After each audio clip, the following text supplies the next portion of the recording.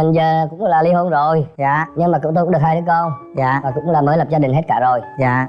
Cũng là lên chức ông nội rồi đó. Rồi hiện nay ở với ai? Thì giờ tôi ở một mình thôi. Cái bàn tay rất lạnh, tay em lạnh, để cho tình mình ấm, môi anh về cho giấc ngủ em thơm. Đã cũng như mượn cái lời của bài đó. Anh đến với em đêm 30, còn đêm nào vui bằng đêm 30. Anh nói với người phụ quét đường, xin chiếc lá vàng làm bằng chứng yêu em. Như vậy có được không? Tên Trần Thị Thu Đông, 50 tuổi, ở quê Đồng Tháp. Dạ chị Đông hiện tại là đang làm công việc gì ạ? Buôn bán. Rồi mời anh. Cảm ơn. Chào anh Ngọc Linh. Dạ. Chào Ngọc Lan. Xin chào bạn gái bên kia. Xin chào bạn các vị khán giả đang làm trường quay. Tôi là Ngô Hữu Lành, mà tôi hay thường gọi là Tuấn. Tôi sinh năm 1959. Quê thì Thừa Thiên Huế, sanh thì Hà Nội, giờ là ở Sài Gòn. Nó gọi là người của ba miền. Anh Lành làm công việc gì? Tức là tôi cũng là một thợ điện, nhưng mà tôi là tự do. Ưu điểm khuyết điểm của mình là gì anh Lành? Có lẽ là cái ưu điểm thì ít hơn khuyết điểm. Tôi là con người cũng năng động và đa hệ. Có nghĩa là bất ở đâu trong cuộc sống tôi đều sống được hết. Và thích nghi được mọi môi trường, mọi vùng miền. Và tự sống tự lập chứ không có phụ thuộc ai hết. Dạ. Còn khuyết điểm thì cũng có một vài cái thứ ham chơi. Tức là đôi khi cũng thích hát hò, uống rồi hút thuốc gì đó. Nó cũng là một vài tật xấu là cũng có chứ phải không. Rồi mời nhà gái. Dạ mời nhà gái nói về ưu điểm khuyết điểm của mình ạ. Ưu điểm thì thẳng thắn, vui vẻ, hòa đồng. Khuyết điểm thì ưa quên. Quên. Có khi nào chị quên luôn hết khuyết điểm của mình không? Không có. Rồi nhà gái của tụi em cũng đơn giản bình thường như mọi người thôi chứ Dạ. không có gì đặc biệt. Bây giờ chúng ta nói một chút xíu về tình trường của mình đi. Đúng rồi. Dạ, nhà gái là bao nhiêu mối tình rồi? Nói chung là mà có ông xã trước đó là 2 đứa con, rồi ổng bị qua tai nạn á. Dạ. Năm nay 11 năm. Ở vậy thì buôn bán lo cho con. Cưới vợ rồi được 3 đứa cháu. À dạ. Rồi bây giờ hiện nay mình ở với ai? Thì mình ở nhà với con thứ hai đó thì mình buôn bán mà. Mẹ bán con bán. Rồi tình hình nó là vậy. Còn tình hình bên anh Lành sao nè? Tình hình giờ cũng là ly hôn rồi. Dạ. Nhưng mà tôi cũng được 2 đứa con. Dạ. Và cũng là mới lập gia đình hết cả rồi. Dạ. Cũng là lên chức ông nội rồi đó. Rồi hiện nay anh ở với ai? Thì giờ tôi ở một mình thôi. Rồi bây giờ thì anh muốn tìm gọi là cái người cùng nắm tay mình đi trên cuộc đời này là như thế nào anh? Thì nó thực ra thế này, cái cuộc hôn nhân đổ vỡ rồi Dạ. thì người ta không muốn là đổ vỡ tiếp đâu. Dạ. Ai cũng muốn là có một cuộc sống nó tốt đẹp hơn. Nhưng tôi chỉ cần muốn là sao, một cái gia đình biết chăm sóc nhau. Vì tôi biết chăm sóc và cũng muốn người kia biết chăm sóc lại, hiểu nhau mà sống. Trong cuộc sống thì ai cũng có công việc riêng. Dạ. Ai cũng có thể làm ra tiền và ai cũng có thể gọi là biết cách làm ra tiền, biết cách tiêu tiền. Như vậy là được, hợp lý vậy thôi. Anh chia tay vợ lâu chưa? Cảm ơn, thì tôi cũng được 4 năm rồi. 4 năm rồi. Thì cũng có giấy xác rồi, giấy tờ đàng hoàng, thì chương trình cũng làm chương trình rõ ràng. Dạ đúng rồi.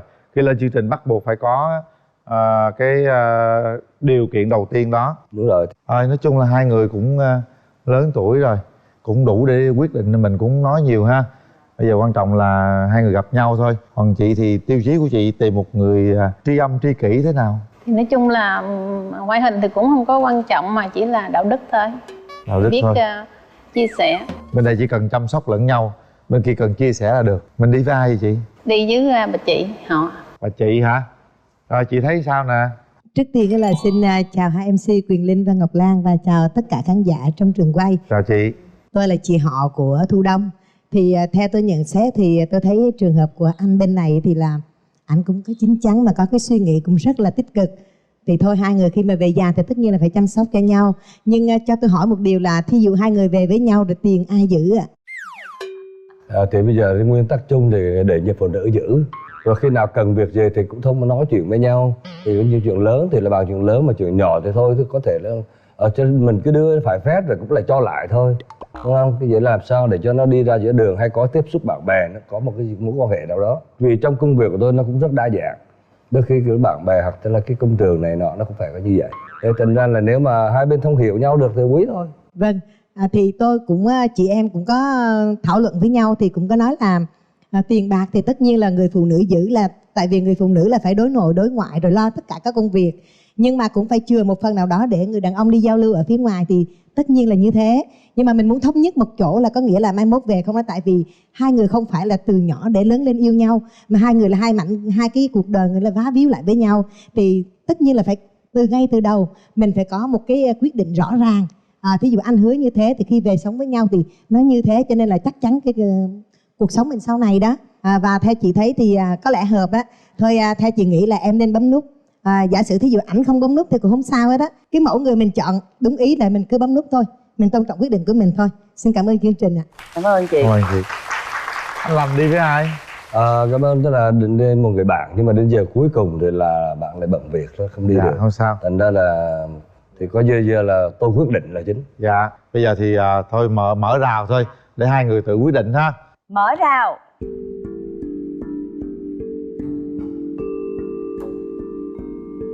Bắt đầu đi anh Lành. Bên kia là thu đông.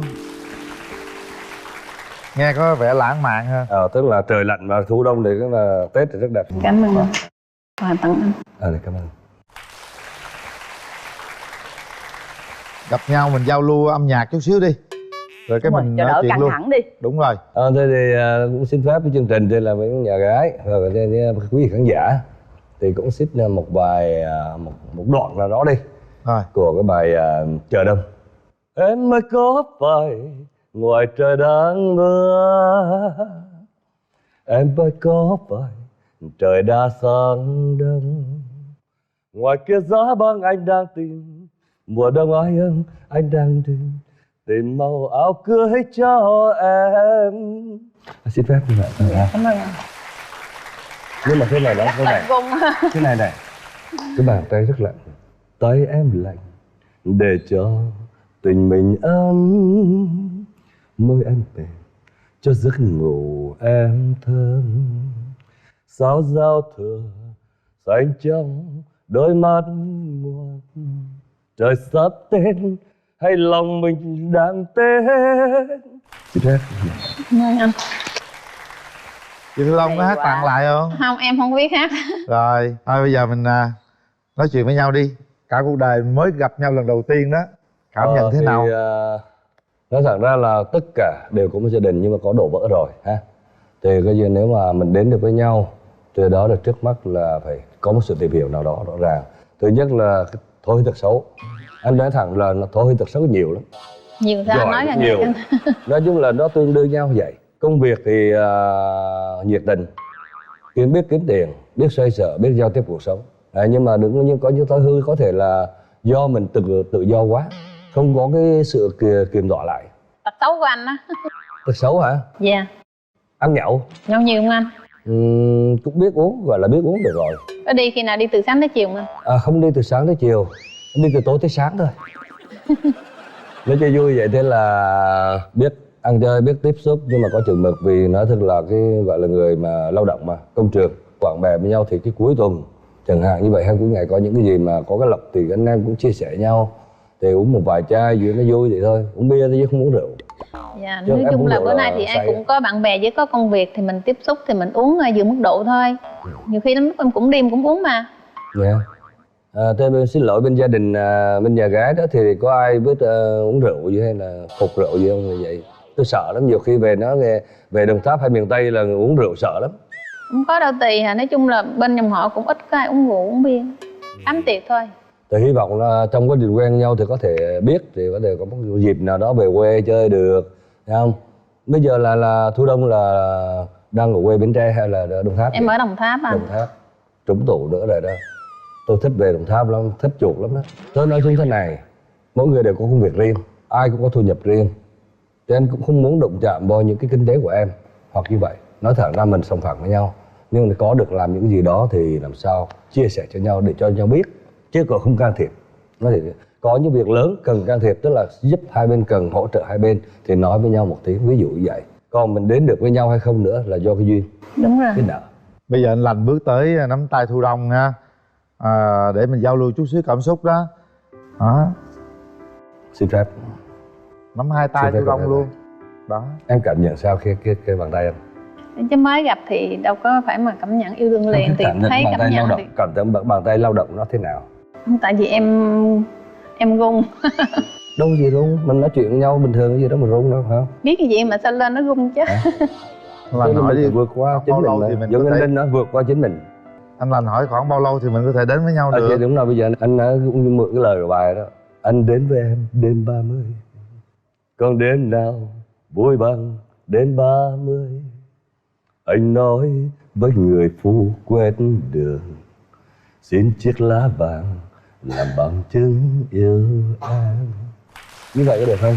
Thì anh sẽ xin được về, anh sẽ xin được chiếc lá vàng về để làm bằng chứng là anh về. Có khi nào anh có thể có điều kiện đến ghé về Đồng Tháp được không? Thì có chứ, có gì đâu, bình thường chứ sao đâu. Thế là chút nữa mình xin số điện thoại nhau. Rồi anh sẽ cố gắng liên hệ sớm để có gì mình nói thẳng với nhau. Không còn gì cả. Nên bây giờ mình giúp được nhau được thì cứ giúp. Dạ. Ok. Rồi, thôi về ghế thôi.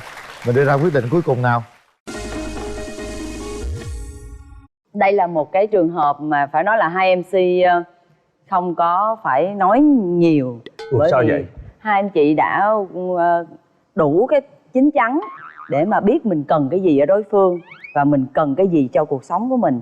Cho nên là ở đây hai MC là không dám nói luôn á. Anh lớn hơn mình đâu dám nói. Dạ, mình không dám nói, cũng không dám khuyên gì hết. Vô. Cho nên là thôi bây giờ thì hai anh chị cứ cảm nhận lại những gì mà chúng ta đã trao đổi với nhau, để mà chúng ta sẽ đưa ra một cái quyết định cuối cùng sau 3 tiếng đếm của Ngọc Lan ha. 1, 2, 3. Đào bấm.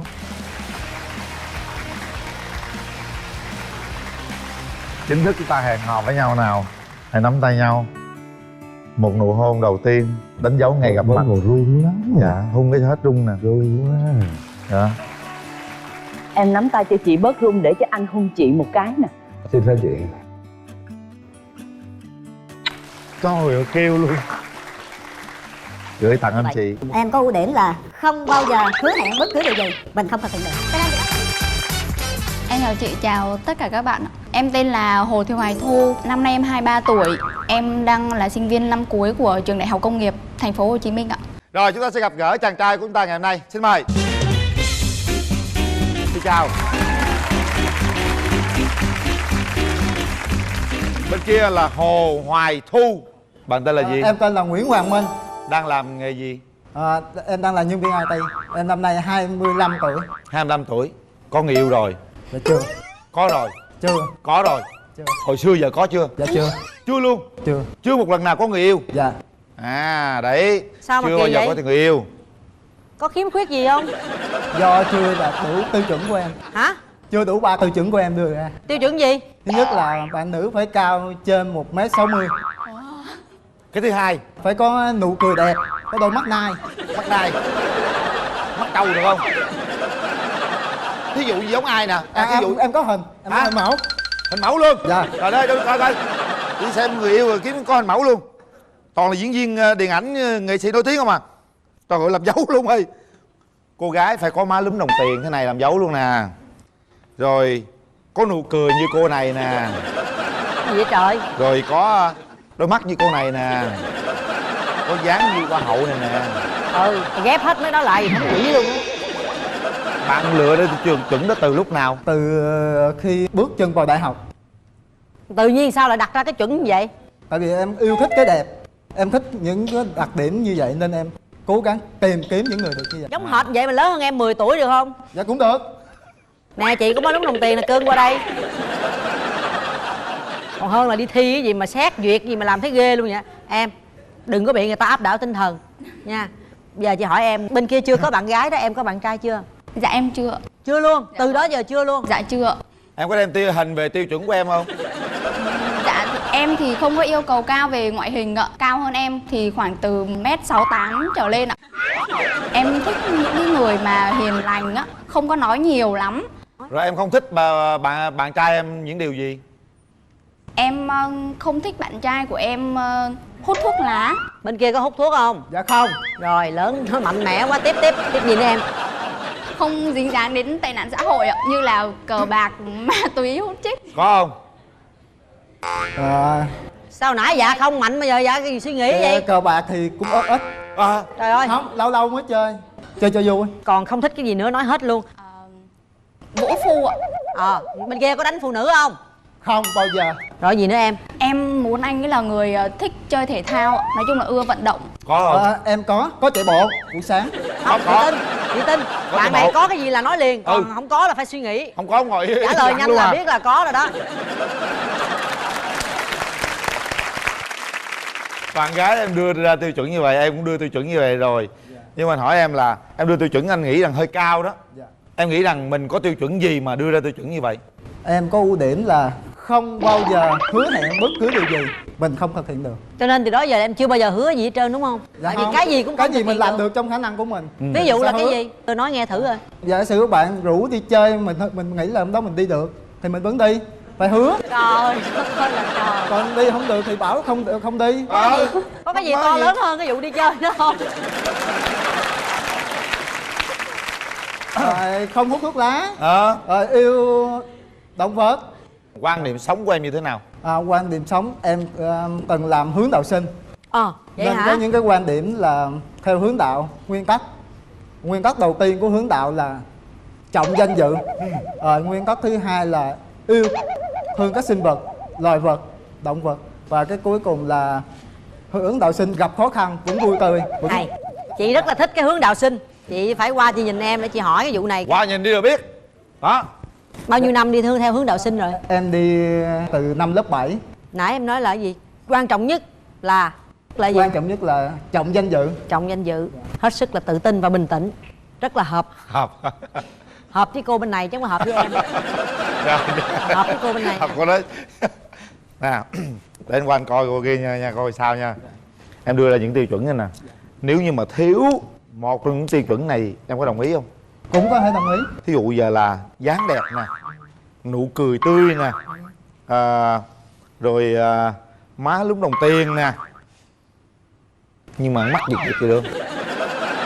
Thiếu ví dụ vậy được không?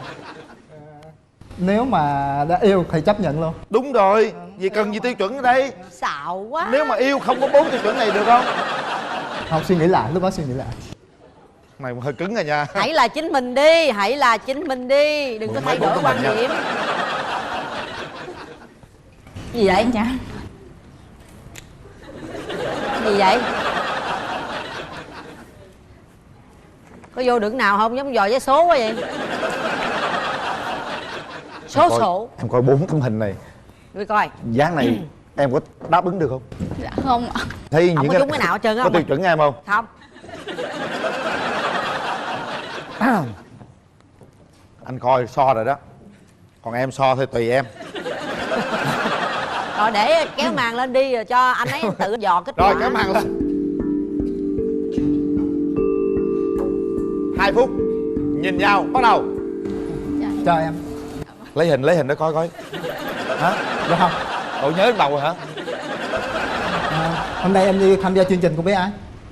Em đi với anh trai của em. Anh trai có trong phần của em không? Dạ có. Dám coi đòi coi mặt anh trai lắm hả? Anh đặt ra những cái tiêu chuẩn như vậy. Bây giờ anh gặp em rồi anh không có giống cái tiêu chuẩn nào hết. Anh có thấy thất vọng không ạ? Không hề thất vọng. Chị đặt tiêu chuẩn nó ra làm chi ông? Em nghĩ anh đủ tiêu chuẩn của em không? Người ta đâu có tiêu chuẩn gì đâu. Thấy tiêu chuẩn gì không hút thuốc rồi. Anh đáp ứng được gần như là hết tất cả. Hình như anh thấy anh có một cái tiêu chuẩn không đáp ứng á. Em yêu cầu là cao 1m68, anh có cao 1m65 rồi. Nhớ hay kỹ vậy ta. 3 phân độ cũng được. Tại vì em không cao lắm nên cái đó cũng không là vấn đề lắm. Hết thời gian. 4 tiêu chuẩn này có tiêu chuẩn nào? Có không? Mấy tiêu chuẩn? Em thấy được một tiêu chuẩn này nè. Tiêu chuẩn nào? Nụ cười đẹp. Có 1 tiêu chuẩn rồi hả? Chứ không, mới nhìn lần đầu mới thấy được tiêu chuẩn. Giờ chừng nào mới thấy hết 4 tiêu chuẩn? Để tìm hiểu sao thấy hết.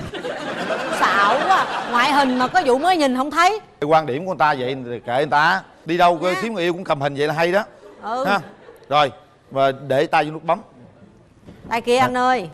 Đây. Đây này em. Chúng ta sẽ có 3 tiếng đếm. Quyết định hay không quyết định? 1. Ngồi tướng đẹp quá vậy. 2.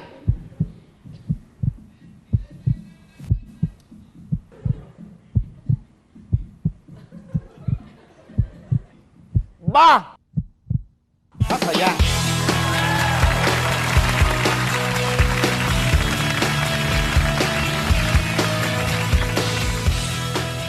tôi mệt với anh lắm nha anh. Dạ. Suy nghĩ Nha. sao bấm. Dạ, thì phải tìm hiểu chứ anh. Bây giờ khi cô không có được nét mà có nụ cười đẹp thì em phải tìm hiểu coi. Chỉ khoái cái nụ cười đẹp thôi hả? Dạ.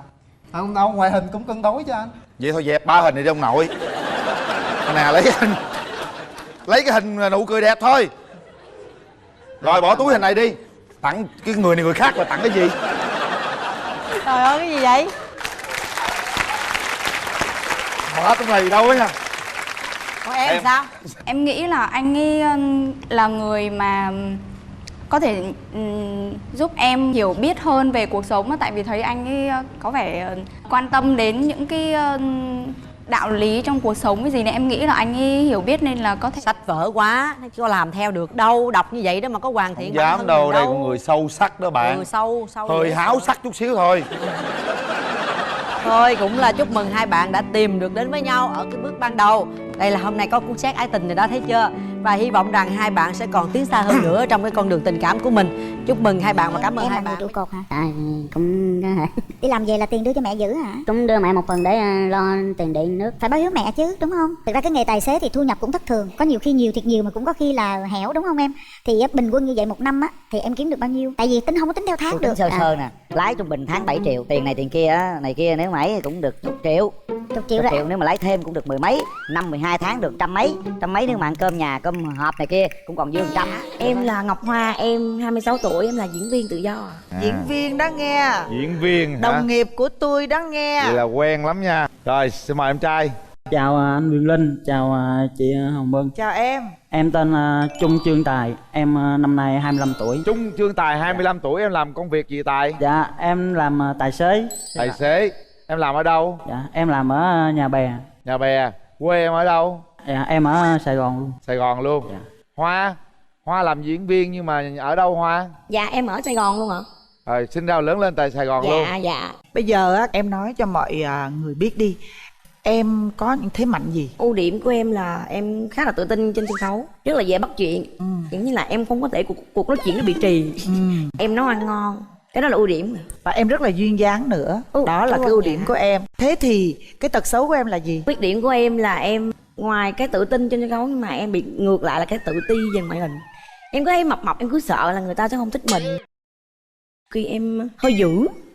Em hơi dữ dạ. ở cấp độ nào? Ví dụ như giữa hai người cuộc trò chuyện thì em thường em muốn lên trên. Lên trên. Thì cái lúc dữ nhất của em là em hét lên hay là em đập bàn đập ghế hay là em thượng cẳng chân hạ cẳng tay? Không, em không phải tiếp người đánh đâu, tại em mập có đánh lại người ta nên em nghĩ em chỉ là gào lên rồi gào lên. Trời đất ơi, sao mà dữ vậy? Nghe thì bên đây cũng choáng rồi đó. Sao em trai? Em thích. Em thích hả trời ơi? Ủa sao em thích cái sự dữ dội đó? Buồn em thích chọc cho chửi, thích chọc. Em rảnh quá ha, buồn thích chọc ta chửi vậy đó hả? Cũng hay. Đó là bên đó tật xấu vậy. Còn em điểm mạnh điểm yếu gì? Dạ, em điểm mạnh thì em có thể nấu ăn được, nấu mấy món mà đừng có khó quá. Rồi, gì nữa?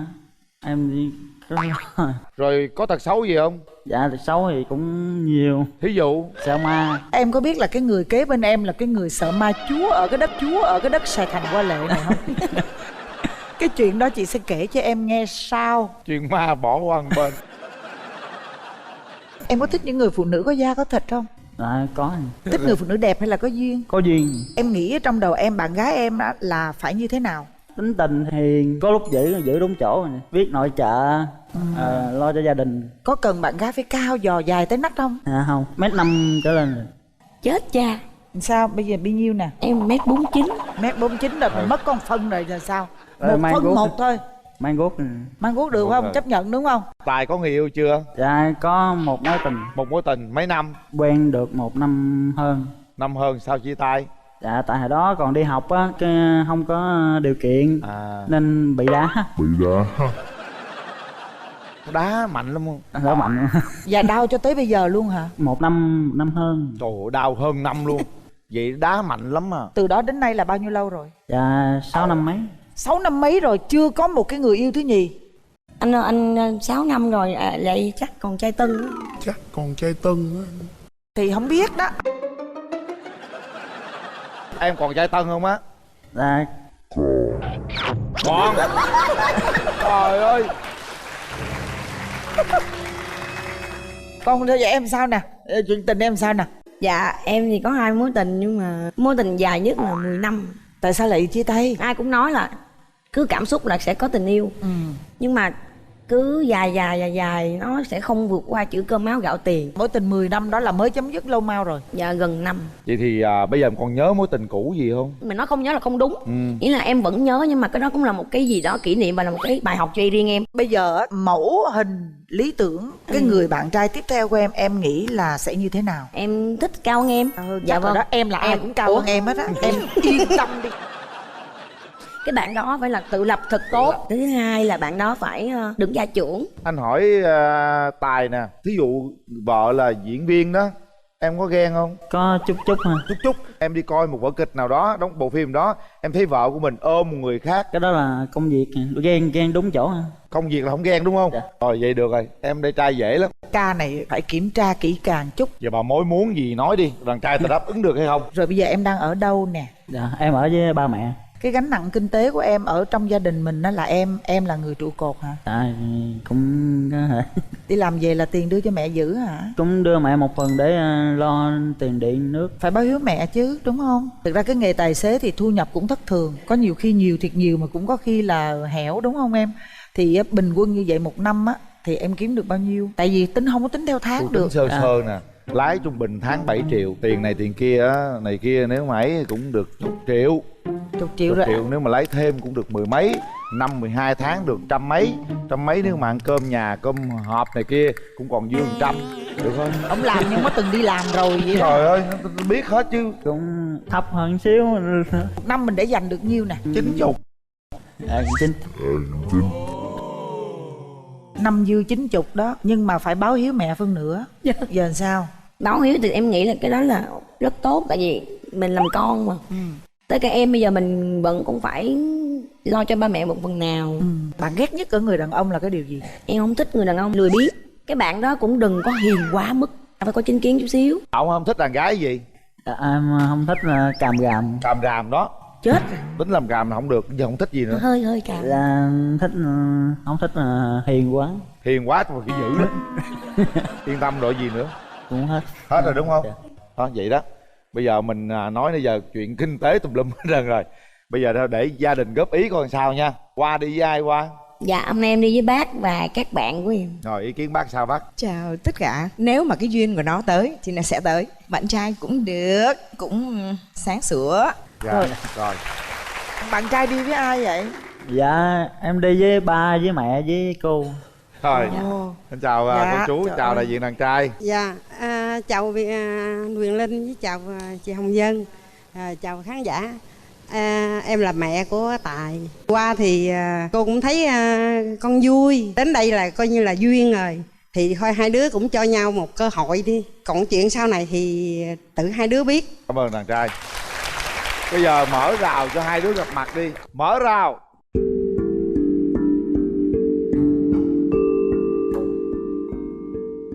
Dạ chào anh. Đi quạt. Anh tặng. Này là dâu chứ không phải hoa. Dạ. Anh muốn lát nữa em có thể bấm nút để về làm dâu cho má anh. Bấm nút để về làm dâu cho má anh. Thôi, nó cũng giải trí lắm chứ bộ. Em tặng anh bài hát được không? Nãy em make up, em ngồi em nghĩ ra bài hát. Từ từ em nhớ đã. Chết quên nữa rồi, từ từ. Anh ơi có bao nhiêu mấy ai xinh như em, vừa ngoan lại vừa hiền, anh kiếm không đâu xa. Anh ơi mau mau về thưa với cha mẹ, mau mau rước về làm dâu. Làm gì anh nhìn em có một con mắt một xíu vậy? Đây nè. Gì vậy trời ông này? Bây giờ chúng ta cảm nhận về nhau đi các bạn. Em nói trước đi. Em nói trước.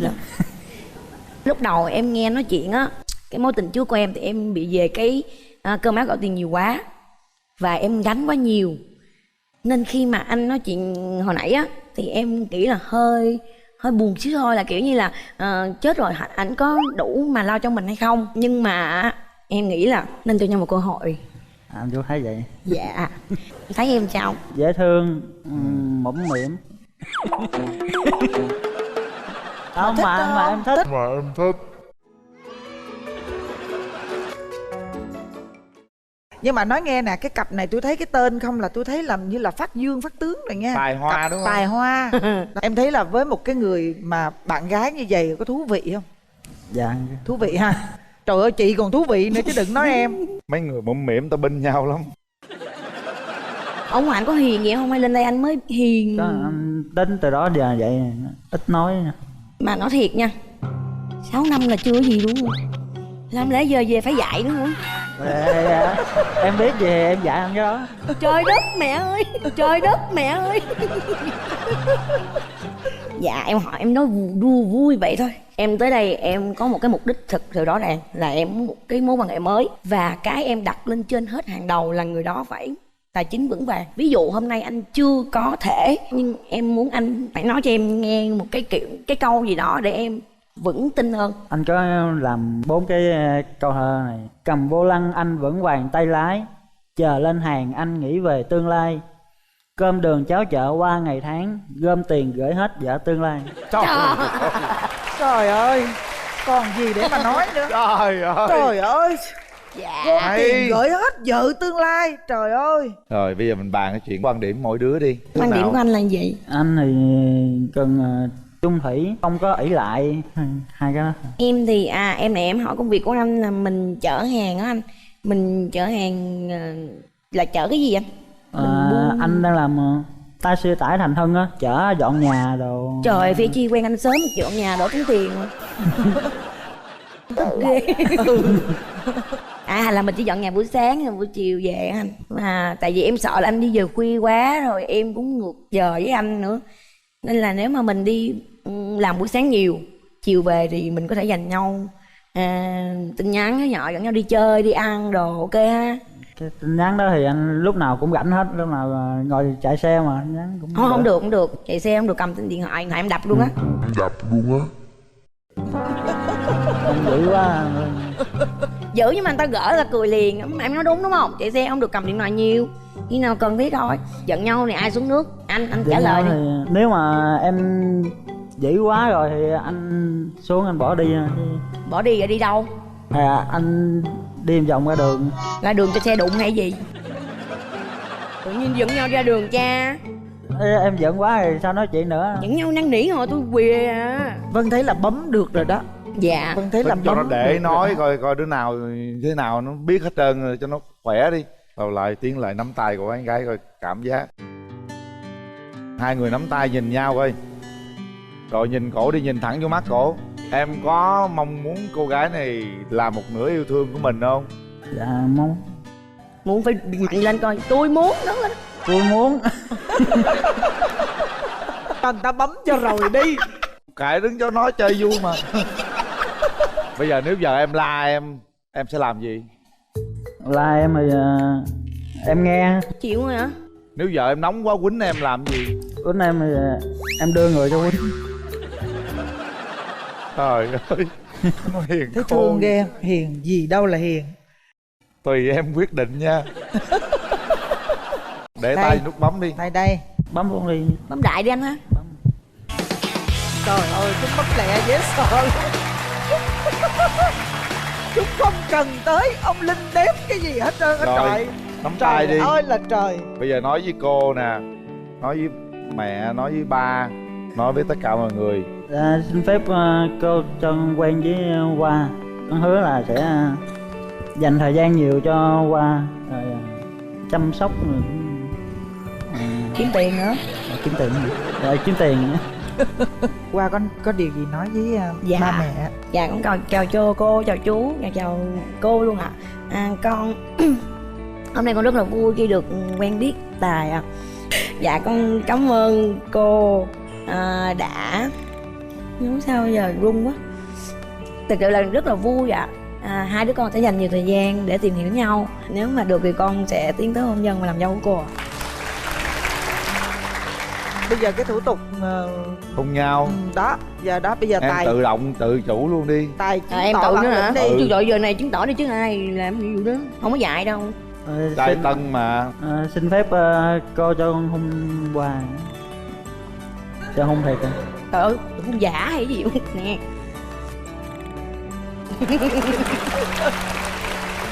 Hôn nó lần cái coi. Ủa, em lại hả? Ừ. Trời, em dễ dàng mà. Anh gì nữa anh có thích làm từ thiện không ha? Mình cũng thường xuyên đi hiến máu nhân đạo ở trong cơ quan. Thường là hiến máu nhân đạo xong về thì anh cũng bảo là sẽ lên cân. Em tên là Thùy Dung, em năm nay là 29 tuổi. Hiện em đang là nhân viên kinh doanh bất động sản, quê em ở Tây Ninh. Mời bạn nam.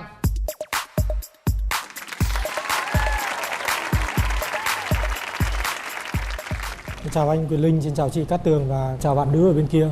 Mình tên là Bảo Khánh, sinh năm 1978, hiện tại đang là kiểm soát viên không lưu của công ty quản lý bay miền Nam. Cái công việc cụ thể của anh Khánh như thế nào? Anh có thể giải thích cho mọi người biết. Nhân viên không lưu là chúng ta làm gì? Nhân viên không lưu là chúng ta sử dụng các trang thiết bị dựa trên các cái điều luật của hàng không dân dụng Việt Nam hoặc là các quy định của tổ chức hàng không dân dụng thế giới như ICAO. Chúng ta cung cấp cái dịch vụ không lưu cho tàu bay. Ví dụ như một tàu bay muốn đến một vùng trời có kiểm soát, muốn cất hạ cánh hoặc muốn bay ngang qua thì phải có huấn lệnh của kiểm soát viên không lưu. Phi công và kiểm soát viên không lưu là hai đối tác rất là quan trọng trong ngành hàng không để góp phần tăng cao cái mức độ an toàn trong ngành hàng không. Và bây giờ mời anh đáp xuống sân bay của bạn muốn hẹn hò. Quê anh Khánh là ở đâu? Quê mình là ở Hà Nội. Vào đây lâu chưa? Cũng mới vào đây được khoảng hơn 14 năm. Mới quá ha. Người ở trên không nói khác hơn người dưới. Bạn có bao nhiêu mối tình rồi anh? Thực sự mà nói thì mới trải qua 2 mối tình. Mới trải qua 2 mối tình rồi hả? Cũng ít quá ha. Mình có bao nhiêu mối tình rồi? Em thì đã trải qua 2 mối tình mà cũng chia tay lâu rồi. Vậy thì bao nhiêu năm qua tại sao mình chưa tìm được một người bạn trai mới? Những cái bạn trai mà tìm đến em á có cái tình trạng hôn nhân nó không rõ ràng, ly thân hoặc là ly dị thì tình trạng hôn nhân nó không có rõ ràng. Ủa ly thân với ly dị rồi thì rõ ràng là vậy chứ sao à? Dạ, tức là họ nhập nhằng với hai cái đó. Bạn có thể yên tâm vì hôm nay bạn đến với bạn muốn hẹn hò là đảm bảo có giấy chứng nhận độc thân. Dạ. Rất là rõ ràng. Mình có điểm mạnh và điểm yếu nào không? Em thích nấu ăn và các món nhậu khá là ngon. Nếu bạn có thể nấu được các món nhậu ngon thì mình đảm bảo sẽ là một fan trung thành của các nhà sản xuất bia ở trên thế giới. Anh cái công việc của anh thì nó có giờ giấc gì không anh? Mình thì làm theo ca kíp, ca sáng, ca chiều, ca đêm. Thì tùy theo cái ngày làm việc của mình thì mình sẽ phải đi vào ca làm như thế nào. Chứ không ổn định gì hết ha? Nó không ổn định như là giờ hành chính. Ngoài ra còn phải thường xuyên đi công tác chi viện cho các sân bay địa phương hoặc đôi khi có thể là họp hành. Chỉ cần có điện thoại yêu cầu của lãnh đạo là có thể phải sẵn sàng để lên đường làm nhiệm vụ ngay. Thì vậy cũng hơi căng về mặt bạn thời nữ gian. có ngại nhiều chồng tương lai của mình sau này cũng vậy mà đi hoài không? Nếu mà về tính chất công việc mà phải đi như vậy thì em cũng di dùng một tí xíu. Nhưng mà khi đã về đến nhà rồi thì phải biết sẻ chia việc nhà với vợ, phải gác bỏ hết tất cả những công việc, những cái lo âu về cuộc sống bên ngoài, tập trung về cái mái ấm của mình thôi. Nãy ra em đã nói ưu điểm của em rồi, vậy còn khuyết điểm của mình là gì? Em hơi nóng tính. Trước thì mỗi lần nóng tính thì em hay ném đồ. Hả? Đã ném cái gì rồi? Dạ em ném điện thoại ạ. Mấy cái rồi? 3 cái ạ. 3 cái điện thoại rồi? Dạ đúng rồi. Phí quá phí. Mày mốt có nóng rồi ném nhớ báo tôi trước nha. Gọi điện thoại tới chị Tường tới lụm điện thoại là tôi chạy tới liền. Nếu như khi một người phụ nữ quá nóng mà làm như vậy thì anh sẽ làm gì? Nếu mà người vợ đã nóng nảy hoặc người chồng đã nóng nảy thì phía đối tác là nên có cái phương pháp là tránh đối đầu. Và chúng ta chỉ coi như là đàm phán để có thể giải quyết được vấn đề thì hay hơn. Do nghề nghiệp của em nên em thường xuyên phải đối mặt với khẩn nguy sân bay nên em có rất nhiều phương pháp để có thể như là xử lý được các tình huống khẩn nguy. Được, cái này được. Bây giờ thí dụ như mình tìm được đối phương rồi. Không xí. Chào chị. Hôm nay mình lên đây là mình tìm bạn gái, lấy vợ chứ không phải lên đây để điều khiển không lưu. Anh dùng từ chuyên môn không à? Không dùng từ chuyên môn đó để liên kết với cái sự liên đâu mà liên, bên đây người ta nhăn mặt rồi nè. Giờ nói ngắn gọn vô cái gì nó tình yêu hôn nhân gia đình để mình kiếm vợ thôi. 78 là coi như 38 tuổi rồi, cũng sắp hút rồi, đồng ý không? Anh có khuyết điểm gì không? Không nói những từ chuyên môn nha. Nói chung là đã là con người thì khuyết điểm và ưu điểm thì phải luôn song hành với nhau. Thì khuyết điểm thì nói chung là cũng rất là bận việc cho nên là thường thì ít khi thường xuyên có mặt ở nhà. Mặc dù là có thể làm việc ở thành phố Hồ Chí Minh nhưng 3 ngày mà không về nhà là chuyện bình thường. Mà ở sân bay thì nhiều cô tiếp viên lắm mà chưa điều khiển được cô nào. Nếu mà nói về điều khiển thì giống như một cuộc sống giống như một cái máy quá. Ở đây là chúng ta là sự trao gửi của những con tim và trao gửi của những cái cánh sóng của tình yêu. Nên chúng ta không thể nói là điều khiển được mà chúng ta phải gọi là có cái sự tương tác tương hỗ với nhau. Mặt đất không có nói lại chuyện trên không. Mệt quá. Anh có nghĩ lý do tại sao mà anh chưa có được người bên cạnh không? Chưa có được người trao gửi con tim. Có nhiều lý do. Ngắn gọn trong một vài chữ thôi, đừng nói dài quá. Ngắn gọn nhất là do không có thời gian để có thể tìm hiểu quá nhiều về vấn đề này. Thôi, không có thời gian, ngừng, đủ. Anh thích người phụ nữ như thế nào? Một người phụ nữ nói chung nên thẳng thắn trong việc đối xử với chồng với con. Có vấn đề gì thì chúng ta... Thôi, thằng gì hiểu rồi. Cái món khác. Rồi, thẳng thắn. Gì nữa? Phải nói hết ý chứ. Không, vậy là hiểu rồi. Nên là một người biết chăm lo cho gia đình và không nên đi quá nhiều ở ngoài làm gì. Vì chồng đã đi quá nhiều mà vợ đi quá nhiều. Thôi, trời ơi, không cần lý. Trời ơi, có nhiều thời gian với gia đình là được rồi. Và nói chung là nếu mà có học vấn cao thì càng tốt. Điều gì tối kỵ nhất ở người phụ nữ? Không nên là nói dối về những cái vấn đề về tình cảm. Vậy là đủ rồi ha. Rồi vậy được rồi. Nói vậy thôi chứ rất là chân thành. Vui lắm, có điều nói hơi lòng vòng chút. À, bên bển là sinh năm 78. Dạ em sinh năm 87. Dạ đúng rồi. Cũng giống nhau ha. Cách nhau con số cũng rất là đẹp á. Đúng rồi. Dạ. Rồi giờ mình nói chuyện sao để cho anh rà đài thử coi trúng chưa. Anh ơi, anh biết nấu ăn không anh? Thì bạn nghĩ xem mà nếu mà một mình sống 20 năm thành phố Hồ Chí Minh này thì mình sống bằng cái gì nếu mà không biết nấu ăn? Tao hỏi có một câu ngắn hà. Tiếp đi cưng. Dạ. Em phải ngưng anh lại như chị vậy đó, để mình hỏi được nhiều. Thì không biết anh có nóng tính không anh ha? Anh thì không nóng tính. À vậy hả? Vì nghề nghiệp của anh thì nó anh phải rất là phải bắt vô liền. Trời ơi. Anh có thích làm từ thiện không anh ha? Mình cũng thường xuyên đi hiến máu nhân đạo ở trong cơ quan. Thường là hiến máu nhân đạo xong về thì ai cũng bảo là sẽ lên cân. Không biết là anh bao nhiêu cân ha? Chứ hiện tại thì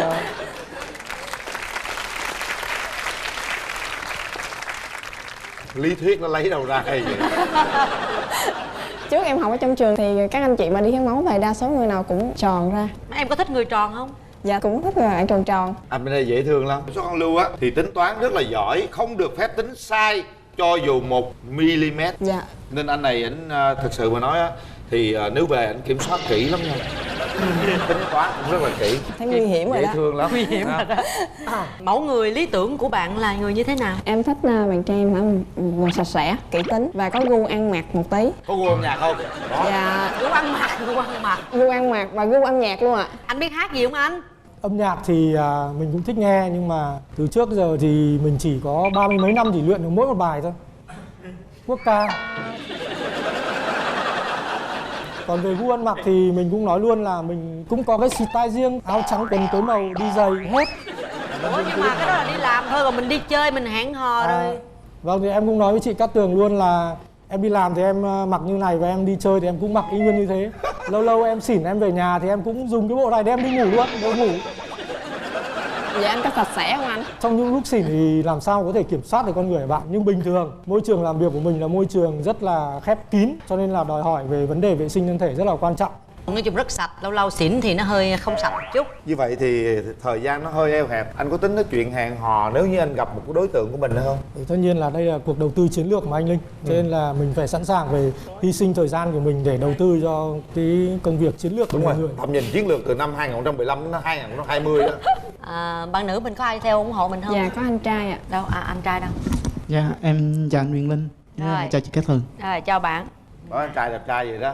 Ý anh thấy thì sao? Nói chung về chuẩn mực một người đàn ông đến một người chồng thì em thấy là cũng ok. Nhưng mà độ tương hợp thì chắc dưới 5. Tại sao vậy? Không tương hợp ở chỗ nào? Bên đây anh quá chín chắn đi. Lấy người chồng thì nên lấy người chín chắn, chững chạc chứ bạn. Dạ nhưng mà tính cách á, thì nó lại là không phù hợp lắm. Nếu ảnh chấp nhận được người bạn gái hoặc người vợ mà tín đồ của thời trang á, thì có thể chấp nhận được.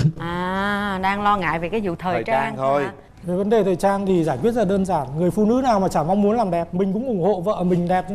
Vợ mình đẹp và đẹp cho ai? Đẹp cho mình mà, đúng không? Đẹp cho mình để làm gì? Lo cho tổ ấm, lo cho hạnh phúc của mình, để lo giữ chồng, đúng không? Vậy thì mình phải ủng hộ hết mình. Có gì đâu không giải quyết được, rất đơn giản.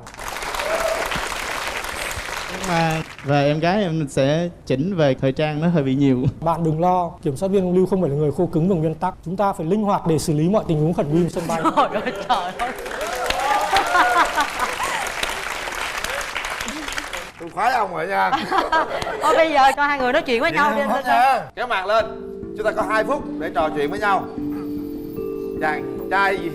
Kiểm soát viên không Lưu. 2 phút bắt đầu. Chào bạn. Anh ạ. Chào anh ạ. Ấn tượng đầu tiên của bạn về mình như nào? Anh hơi tròn.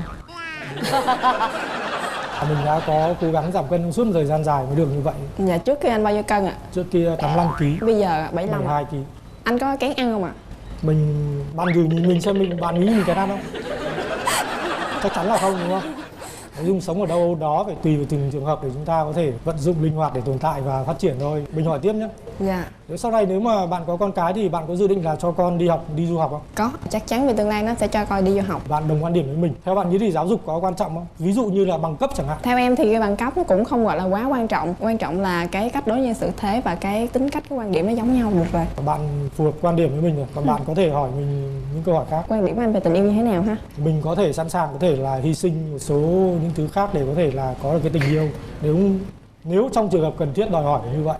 Anh có phải là một tiếp người lãng mạn không ạ? Rất tiếc mình không phải là người lãng mạn, nhưng mình có thể học hỏi để có thể thay đổi, bạn đừng lo.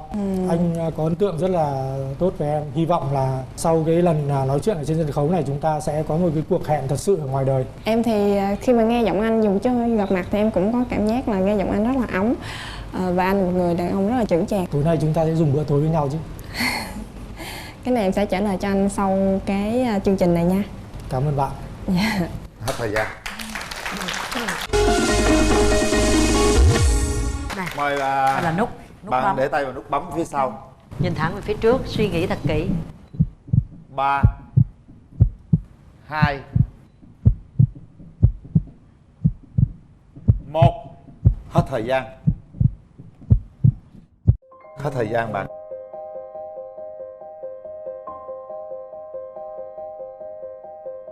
Tại sao bạn nữ lại không bấm nút? Anh trai em là người khá là hiểu em. Ngay từ cái nhìn đầu tiên thì anh cũng có cảm giác là anh cũng không có hợp với em cho lắm. Nếu có dịp thì anh em có thể là đi cà phê hoặc trò chuyện cùng với nhau. Tối nay anh đã muốn mời bạn đi dùng bữa giống như lúc nãy anh nói, thì bạn có sẵn sàng không? Em chấp nhận lời mời của anh ạ. Chúc hai bạn sẽ có buổi ăn tối thật là tuyệt vời nhé. Mà em nhìn thấy một cái cảnh là một người phụ nữ mà chăm sóc một cái người phụ nữ lớn tuổi bị tai biến, bị liệt. Cái lúc đó thì những cái gọi là về cái ngoại hình á, nó giống như là những cái phù phiếm. Mình chỉ mong muốn sau này á, vợ của mình không cần phải địa vị, không cần phải về ngoại hình. Em tên là Lê Quang Tấn, em sinh năm 1990, nay là 25 tuổi, công tác tại đài truyền hình thành phố. Mình làm gì trong đài truyền hình bạn? Em làm kỹ thuật viên của ban quản lý kỹ thuật. Dạ. Mà trong đài là nhiều cô xinh đẹp lắm, nhiều cô duyên lắm. Tại sao chưa tìm được ai? Nói chung thì cái đó nó cũng gọi là duyên số, chưa biết tới đâu. Thì thôi thì bây giờ ở đây có cơ hội thì mình cũng nên nắm bắt. Còn bạn gái, em giới thiệu về mình. Dạ, chào chị Cát Tường, chào anh Huyền Linh và tất cả các bạn khán giả. Mình tên là Bích, mình năm nay là 25 tuổi. Mình chuyên ngành về kế toán và mình đến từ Phú Yên. Mình giới thiệu một chút về những cái điểm mạnh của mình. Mình thì thích thể thao. Hồi nhỏ là mình đã biết bơi từ lúc 5 tuổi rồi.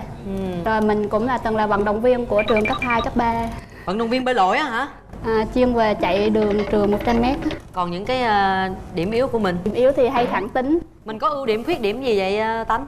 Em thì những người mà gặp lần đầu á thì sẽ có cảm nhận là hơi khó gần. Nhưng mà chơi riết lâu á thì chắc là không muốn gần luôn. Tại vì nhiều khi thấy mình cũng hơi bựa quá. Bựa hả? Giống như là làm những cái mà không ai dám làm. Hơi lầy. Hơi lầy. Em làm về báo cáo thuế nè, cũng xinh xắn như vậy thì nhiều doanh nghiệp báo cáo thuế lắm chứ. Sao cũng nhờ đến chương trình bạn muốn hẹn hò hôm nay là sao? Dạ đúng rồi, vì công ty của em thì khoảng 300 mấy nhân viên, nhưng mà đa số là nữ, vì chuyên về kế toán đó.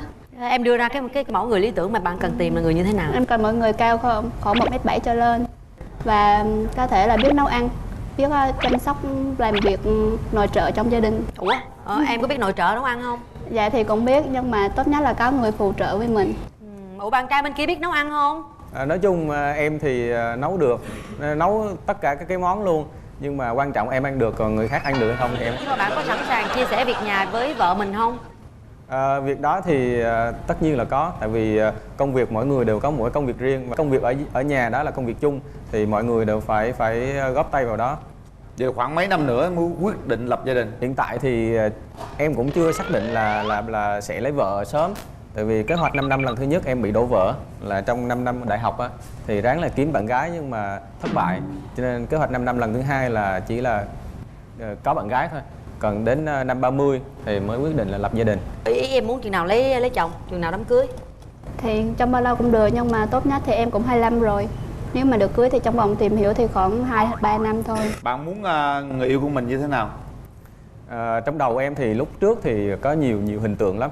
Ví dụ như là em thích mặt mày phải đẹp như cỡ Ngọc Trinh, rồi dáng phải Ngọc Trinh, rồi đó là những cái gọi là mình tưởng tượng trong đầu mình á. Khi mà em nhìn thấy một cái cảnh là một người phụ nữ mà chăm sóc một cái người phụ nữ lớn tuổi bị tai biến, bị liệt, cái lúc đó thì những cái gọi là về cái ngoại hình á, nó giống như là những cái phù phiếm.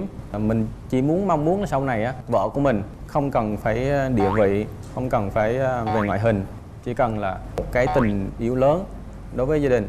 Có cái tình yêu đó thì hạnh phúc gia đình nó mới bền vững được. Rồi. Điều gì mà em không thích về người bạn trai của mình? Em không thích là lăng nhăng, và cũng không thích là những người con trai về thấy việc thì cứ bỏ đi nhậu nhẹt, hút thuốc. Nãy giờ quên hỏi bạn bên kia có hay nhậu nhẹt hút thuốc là không? Em thì không thích nhậu, cũng không hút thuốc luôn. Em thích chơi thể thao nè. Em mà chơi thể thao môn gì? Nói chung là cái gì tròn tròn em chơi được chị. Ví dụ như dạ chào chị. Ví dụ bóng đá, cầu lông, rồi bóng bàn. Chơi banh đũa được không? Cũng tròn tròn đó. Cũng tròn không, banh đũa đó chơi được không? Chơi được nhưng mà không có giỏi. Sự nghiệp mình là giờ ổn định? Chưa chị. Tầm nhìn 5 năm nữa mà. Dạ. Tại sao vậy lại bạn nghĩ cái tầm nhìn xa vậy? Theo như suy nghĩ trong đầu của em thì khả năng 30 tuổi á, lúc đó thì một người đàn ông mới gọi là trưởng thành. Còn bây giờ dưới 30 tuổi thì sự nghiệp thì chưa có. Rồi vấn đề quan trọng nữa là phải lo được cho gia đình. Điều gì bạn không thích ở một người phụ nữ? Phụ nữ thì em không thích cái ăn mặc gọi là thoáng quá. Trời nóng nực mà. Dạ, người mặc thì nó mát nhưng mà những người xung quanh nhìn nó nóng lắm. Thứ hai là đầu tóc nhuộm này nọ, màu mè quá. Rồi không thích trang điểm quá đậm. Bạn có vẻ là người hơi cổ điển nhỉ? Nhiều bạn nữ thì nghĩ đó là đẹp nhưng mà trong mắt của đàn ông thì nó không có đẹp. Ở trong mắt bạn thôi, sao bạn hùa hết trong gom hết trong mắt đàn ông? Anh Linh thấy một người phụ nữ vậy anh Linh có đánh giá cao không? Anh thấy miễn sao đẹp trước mặt anh được, muốn làm gì làm. Anh Linh ba phải lắm, đừng hỏi. Nói chung mình cũng thoáng tùy theo thôi. Nãy giờ mình cũng nghe những yêu cầu của bạn trai rồi đó, thì bạn cảm thấy như thế nào và mình đáp ứng được bao nhiêu phần trăm? Thì nếu được thì chắc khoảng 80%. 80%. Nhưng mà 5 năm đó bạn có chờ đợi được không? Khá lâu. Cái đó thì chắc phải suy nghĩ lại. Suy nghĩ lại. Vậy thì anh nghĩ cũng tạm được đấy ha. Quan trọng là cái chờ 5 năm thôi. Mình có đi với người thân không? Dạ có. Em đi với bạn. Chào em. Dạ chào chị Cát Tường ạ. Em cảm thấy là mức độ hai người họ tương đồng với nhau được bao nhiêu phần trăm? Em thấy có một điểm tương đồng là hai bạn đều thích thể thao ạ. Hôm nay hai bạn đến với nhau, gặp với nhau là một cái duyên rồi, nên là em hy vọng là hai bạn sẽ cho nhau một cơ hội. Rồi, cảm ơn bạn. Bạn Nam, mình có người thân không? Dạ em có đi với bạn hồi học đại học là bạn Sơn. Chào bạn Sơn. Chào anh Cát Tường, Trường Linh và khán giả. Hả? Xin lỗi ạ. Sơn có thể khuyên bạn con trai của mình rút ngắn cái thời gian kết hôn lại chút xíu. Dạ em nghĩ thôi, em cũng là như Tấn vậy, thì cũng dự định là 30 cưới, nhưng mà dự định mãi là dự định thôi. Đôi khi tới một lúc nào đó chúng ta thấy cưới được, chúng ta cưới thôi. Rồi, cảm ơn Sơn. Bây giờ thì chắc là phải cho hai bạn gặp nhau để hai bạn có thể tự trao đổi thêm những thông tin và thương lượng với nhau. Kéo màn lên. Chúng ta có 2 phút trò chuyện. 2 phút. Bắt đầu. Chào bạn. Lúc nãy nghe cái tiêu chuẩn mà cao trên đất bậy á, nghe hơi nó chóng váng. Tại mình cao có mét 6 à. Không sao đâu bạn, cao hơn mình là được rồi. Lần đầu tiên gặp mặt thì mình có cái này tặng bạn. Rồi cảm ơn, mình có cái gửi bạn luôn. Cảm ơn nhiều. Không có gì. Bạn cảm nhận việc gì về mình? Thì nghe tiếng thì Phú Yên với Bình Định, mình quê Bình Định, mình thích cái giọng miền Trung. Nghe thấy hình thì cũng được. Cũng được thôi à. Thì em dùng cái từ đó cho nó nhẹ nhàng xíu. Mới đầu mà khen nhiều quá thì người ta con gái thì thường hay đánh giá ồ chắc này là chắc miệng mồm dữ lắm, không tin được. Còn bạn sao, có thấy mình có sao không? Thấy bạn rất là hiền, nói chuyện cũng rất là thẳng thắn, thẳng tính, mình cũng mới những người như vậy. Bạn có biết hát không? Hát thì hát mấy bài nó cũng hơi vui vui, không có chính thống lắm. Nếu mà ngày đầu tiên mà hát bài này thì cũng hơi kỳ. Giờ mình có muốn nói gì nữa không? Hay là đủ rồi? Nhờ cho mình nói muốn nói gì nữa không? Không thì anh gì đó thì có sao thể hiện vậy à. Vui là chính mà. Vui là chính. Mời chúng ta hãy đến lúc bấm nút. Rồi nãy giờ chúng ta giao lưu với nhau, nói chuyện với nhau để hiểu hơn về nhau, để đi đến quyết định hẹn hò hay không hẹn hò. 1 2 3. Hết thời gian.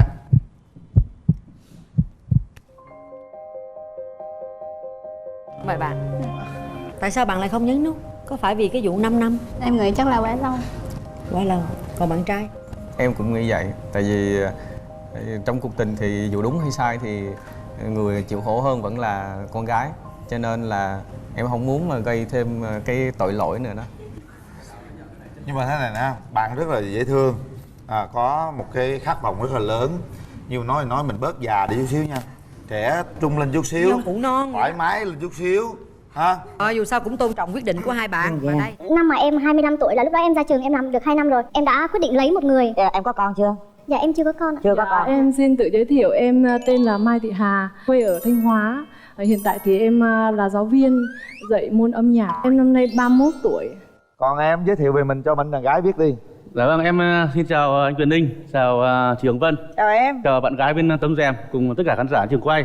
Vâng, em giới thiệu em tên đầy đủ là Vũ Mạnh Quyết, năm nay 37 tuổi, nguyên quán Hà Nội và hiện tại đang sinh sống tại thành phố Nha Trang. Quyết hả? Quyết tâm anh. Quyết tâm á hả? Dạ vâng. Quyết làm gì? Em nghề nghiệp về em kinh doanh vận tải, mà chủ yếu là khai thác tour trong thành phố. Tức là công ty của em hay là sao? Vâng, em công ty của em. Dạ. Công ty của em luôn, em làm giám đốc luôn. Vâng. Quyết giám đốc 37 tuổi, kinh doanh du lịch. Để bên đàn gái người ta giới thiệu về bản thân trước nè. Tại vì cái cô này cổ giống như là một cái cô diễn viên bên Hàn Quốc vậy đó trời ạ. Em nói cho chị nghe coi em cái điểm mạnh của em là gì? Em biết hát, nói chung em dễ tha thứ và em dễ chịu với người khác. Rồi, còn điểm yếu? Em sống tình cảm quá nên là em nhiều khi cũng hay bị buồn. Với lại có một cái điểm yếu nhất là em căn giờ hơi dở. Tức là em không biết canh giờ, tức là em hay bị trễ đúng không? Dạ. Bị trễ hẹn đó đúng không? Trễ khoảng 15 phút rồi. Em có hay khóc nhè không? Dạ. Dạ có. Có đúng không? Sống tình cảm quá cho nên là rất dễ khóc nhè. Không có tật xấu gì không? Dạ, hình như là không. Không có tật xấu gì luôn. Đằng ấy ơi, Quyết ơi, em nghe chưa? Vâng, không em có nghe tật chị. xấu em ơi. Dạ. Rồi, Quyết nói cho em gái biết đi. Ưu điểm, khuyết điểm của mình là gì? Điểm mạnh của anh là thuộc trách nhiệm gia đình và cũng thích nấu ăn, sống tình cảm, em cũng có tài lẻ như ca hát và thể thao. Em có tật xấu gì không? Tật xấu là em một tính cả lể. Cả nể. Cũng đâu phải tật xấu đâu. Đôi khi cái thế nào thương hại, đôi khi cũng bị mất hoài. Mất gì? Như tiền bạc cho anh. Như vậy hả? Gì hay bị mất tiền hả? Em hay ở chỗ nào vậy? Tôi biết cái chỗ em ở, tôi lụm tiền giùm em. Vâng. Nói nghe nè, em có biết cái điểm yếu của em là gì không? Nói nhanh. Em nói nhanh quá. Dạ vâng. Chị hỏi em chút xíu nha. Cái tiêu chuẩn của em là như thế nào? Tiêu chuẩn cũng rất đơn giản thôi. Vâng. Chiều cao thì 1m6 trở lên. Địa lý từ Sài Gòn trở ra. Cân đối được tí, được 3 vòng càng tốt, không 3 vòng thì 1 vòng thì được đầy đặn tí chị. Đầy đặn, khung trăng đầy đặn nét ngày nở nang. Giống với chị ấy nhỉ. Giống như chị. Dạ. Eo ơi, nó hơn chị nhiều lắm. Nó hơn chị nhiều lắm nên em yên tâm nhá. Không, nói thế chứ ngày xưa Vân hơn nhiều người lắm. Vân là hoa hậu đấy. Trời ơi. Hai là hoa hậu đấy. Tôi không cần ông phải giới thiệu. Bây giờ thì nó cân hơi cao thôi. Bây giờ tôi đang mai mối cho người ta ông. Nó giận chứ bây giờ em nói cho bạn gái này biết về những mối tình của em đi. Đường tình duyên đấy. Mà báo cáo chị là em có 2 mối tình. Số nhất là 6 năm. Vâng. Thì chính là bà xã của em. Cưới vợ rồi hả? Dạ. Vâng, thì hồi đó là em phát hiện là bà xã có bồ. Vâng, thì thôi em cũng rất từng ngại. Khi mất lòng tin rồi thì yêu nhau 6 năm rồi cưới nhau. Vâng. Rồi phát hiện bà xã có bồ. Có bồ thì thôi em xác định rồi thì hôn nhân không tin tưởng nhau thì thôi. Em cưới nhau bao lâu thì phát hiện ra điều đó? 5 năm. Cưới nhau 5 năm phát hiện ra điều đó. Ồ, vậy là mình đã có con chưa? Có một bé gái chị. Một bé gái giờ ở với mẹ hay là ở với em? Ở với mẹ. Nhiêu tuổi rồi? 7 tuổi. Thôi bỏ cái chuyện đó đi. Coi như là một cái câu chuyện buồn nhưng mà mình nên bỏ qua, mình nhìn ra phía trước. Đó ha em ha. Rồi thì bây giờ chúng ta cùng tìm hiểu về cái chuyện tình duyên của nhưng mà đang bạn quan trọng là bây giờ nè, ở bên đàn gái cho ông nhìn nha. nha. Ông che mắt lại đi, tôi sợ ông mối này ông lạc lòng quá, ghê quá. Nè, Lạc 1, lòng. 2, 3. Ủa sao to con quá vậy? Dạ. Hơi cân nặng hả? Ủa? Trời em gái, trời ơi dễ thương quá. Tưởng đâu nhìn người bạn của tôi. Đàn trai anh thì nó lỡ con đò rồi đó. Bên đàn gái thấy sao? Em cũng đã từng kết hôn ạ. Ồ vậy à? Năm mà em 25 tuổi là lúc đó em ra trường, em làm được 2 năm rồi. Em đã quyết định lấy một người. Em có con chưa? Dạ em chưa có con ạ. Chưa có con. Dạ. Hai bên đều đã một lần gọi là lỡ chuyến đò. Bây giờ em mong muốn tìm một người mới như thế nào? Dạ em muốn một người ta biết yêu thương, biết chia sẻ. Khi mà gặp chuyện gì thì hai người cùng ngồi lại nói với nhau để cùng hướng tới một điều tốt đẹp hơn. Bây giờ cho gặp người thân đi. Ta góp ý sao rồi mình cho hai bên gặp mặt. Ủa em này có người thân đi với em không? Dạ em có 2 người bạn. Đâu hai đó, 2 cô bạn. Dạ em chào anh Quyền Linh và chị Hồng Vân. Chào tất cả mọi người. Thì em thấy anh trai bên này cũng được chững chạc. Chị Mai Hà em là tiếp người rất là sống theo cái dạng rất là tình cảm. Hai anh chị đã đến đây là một cái duyên rồi. Thì anh chị hãy tạo cho nhau một cái cơ hội. Em trai đi với ai? Em đi với cậu, với anh trai và một anh bạn. Rồi, xin mời đại diện gia đình. Chào anh Quyền Linh và chị Hồng Vân. Xin chào quý vị khán giả, chào các bạn gái bên này. Tôi là cậu của cháu Quyết.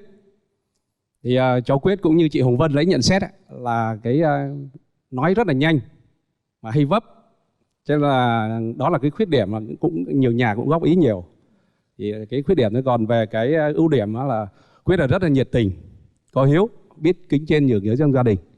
Mọi công việc, cái việc gì cũng có thể làm được. Mai Hà bên này thì cậu thấy rất là phụ nữ rất là xinh, là rất là chững chạc. Thì lên đây là cái duyên, thì mong tạo cho nhau một cái cơ hội để mà tìm hiểu. Mà gia đình bên nhà trai thì rất mong muốn cái điều này. Cảm ơn cậu. Cảm ơn hai gia đình. Chúng ta mở rào thôi.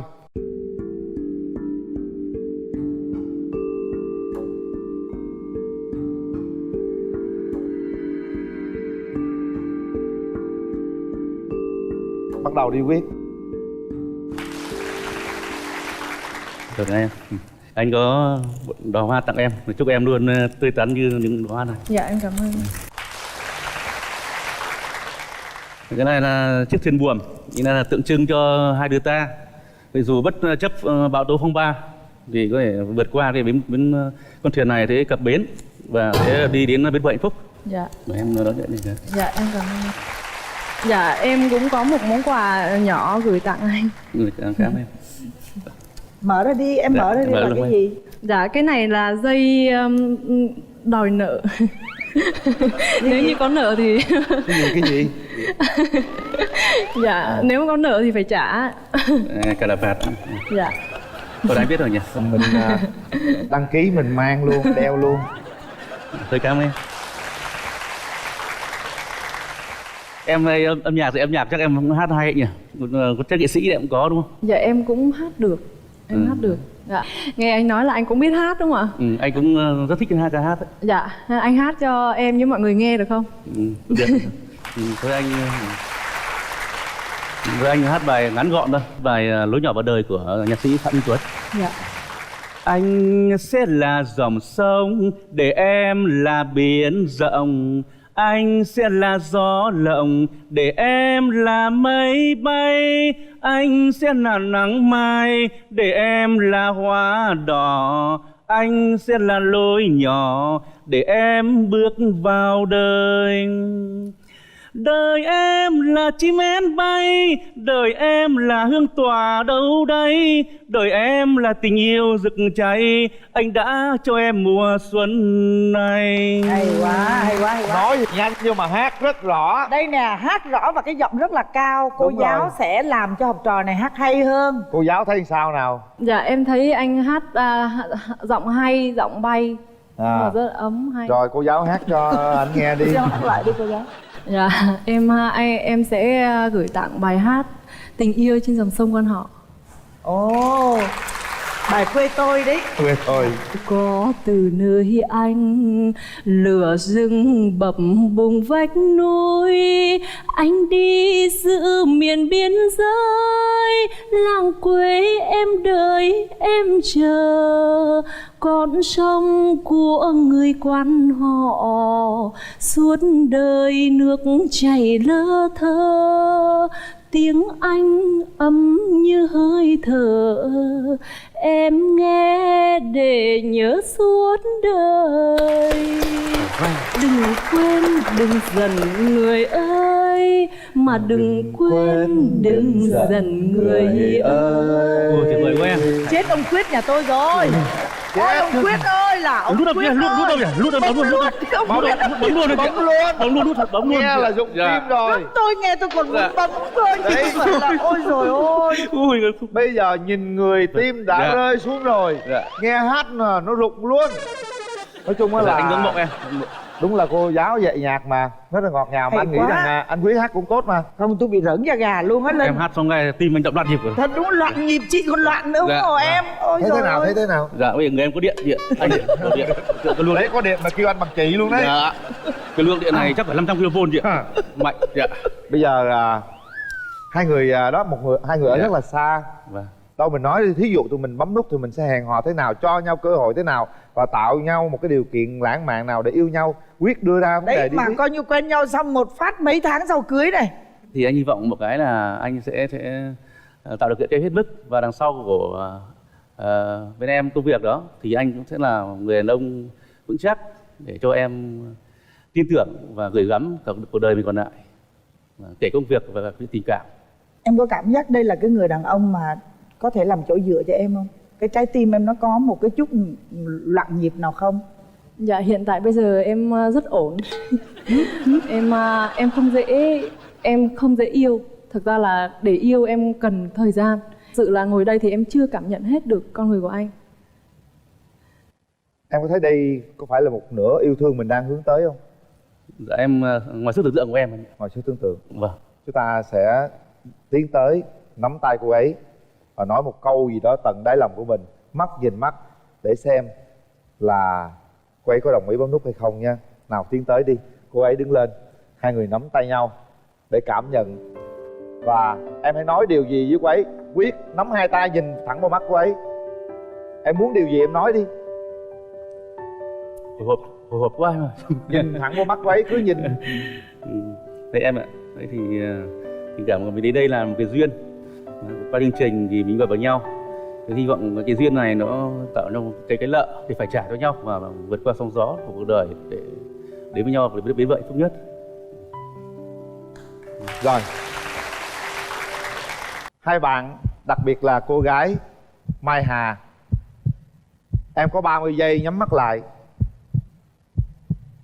để tay vào nút bấm, suy nghĩ cho kỹ nha các bạn. Chúng ta đã trải qua lần đò rồi. Trao duyên nó không có dễ như vậy đâu. Rung động thì trao, không rung động thì thôi. Nào, sau 3 tiếng đếm chúng ta quyết định. 1 2 3. Hết thời gian.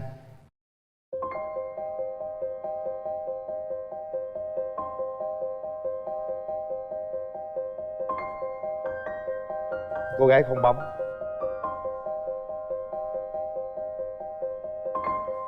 Em rất là xin lỗi tại vì em chưa sao em? Nhưng mà chúng ta có thể là bạn. Em rất vui được biết anh. Anh thật sự nha, nếu là anh ở vị trí em, anh sẽ quyết liệt hơn nữa.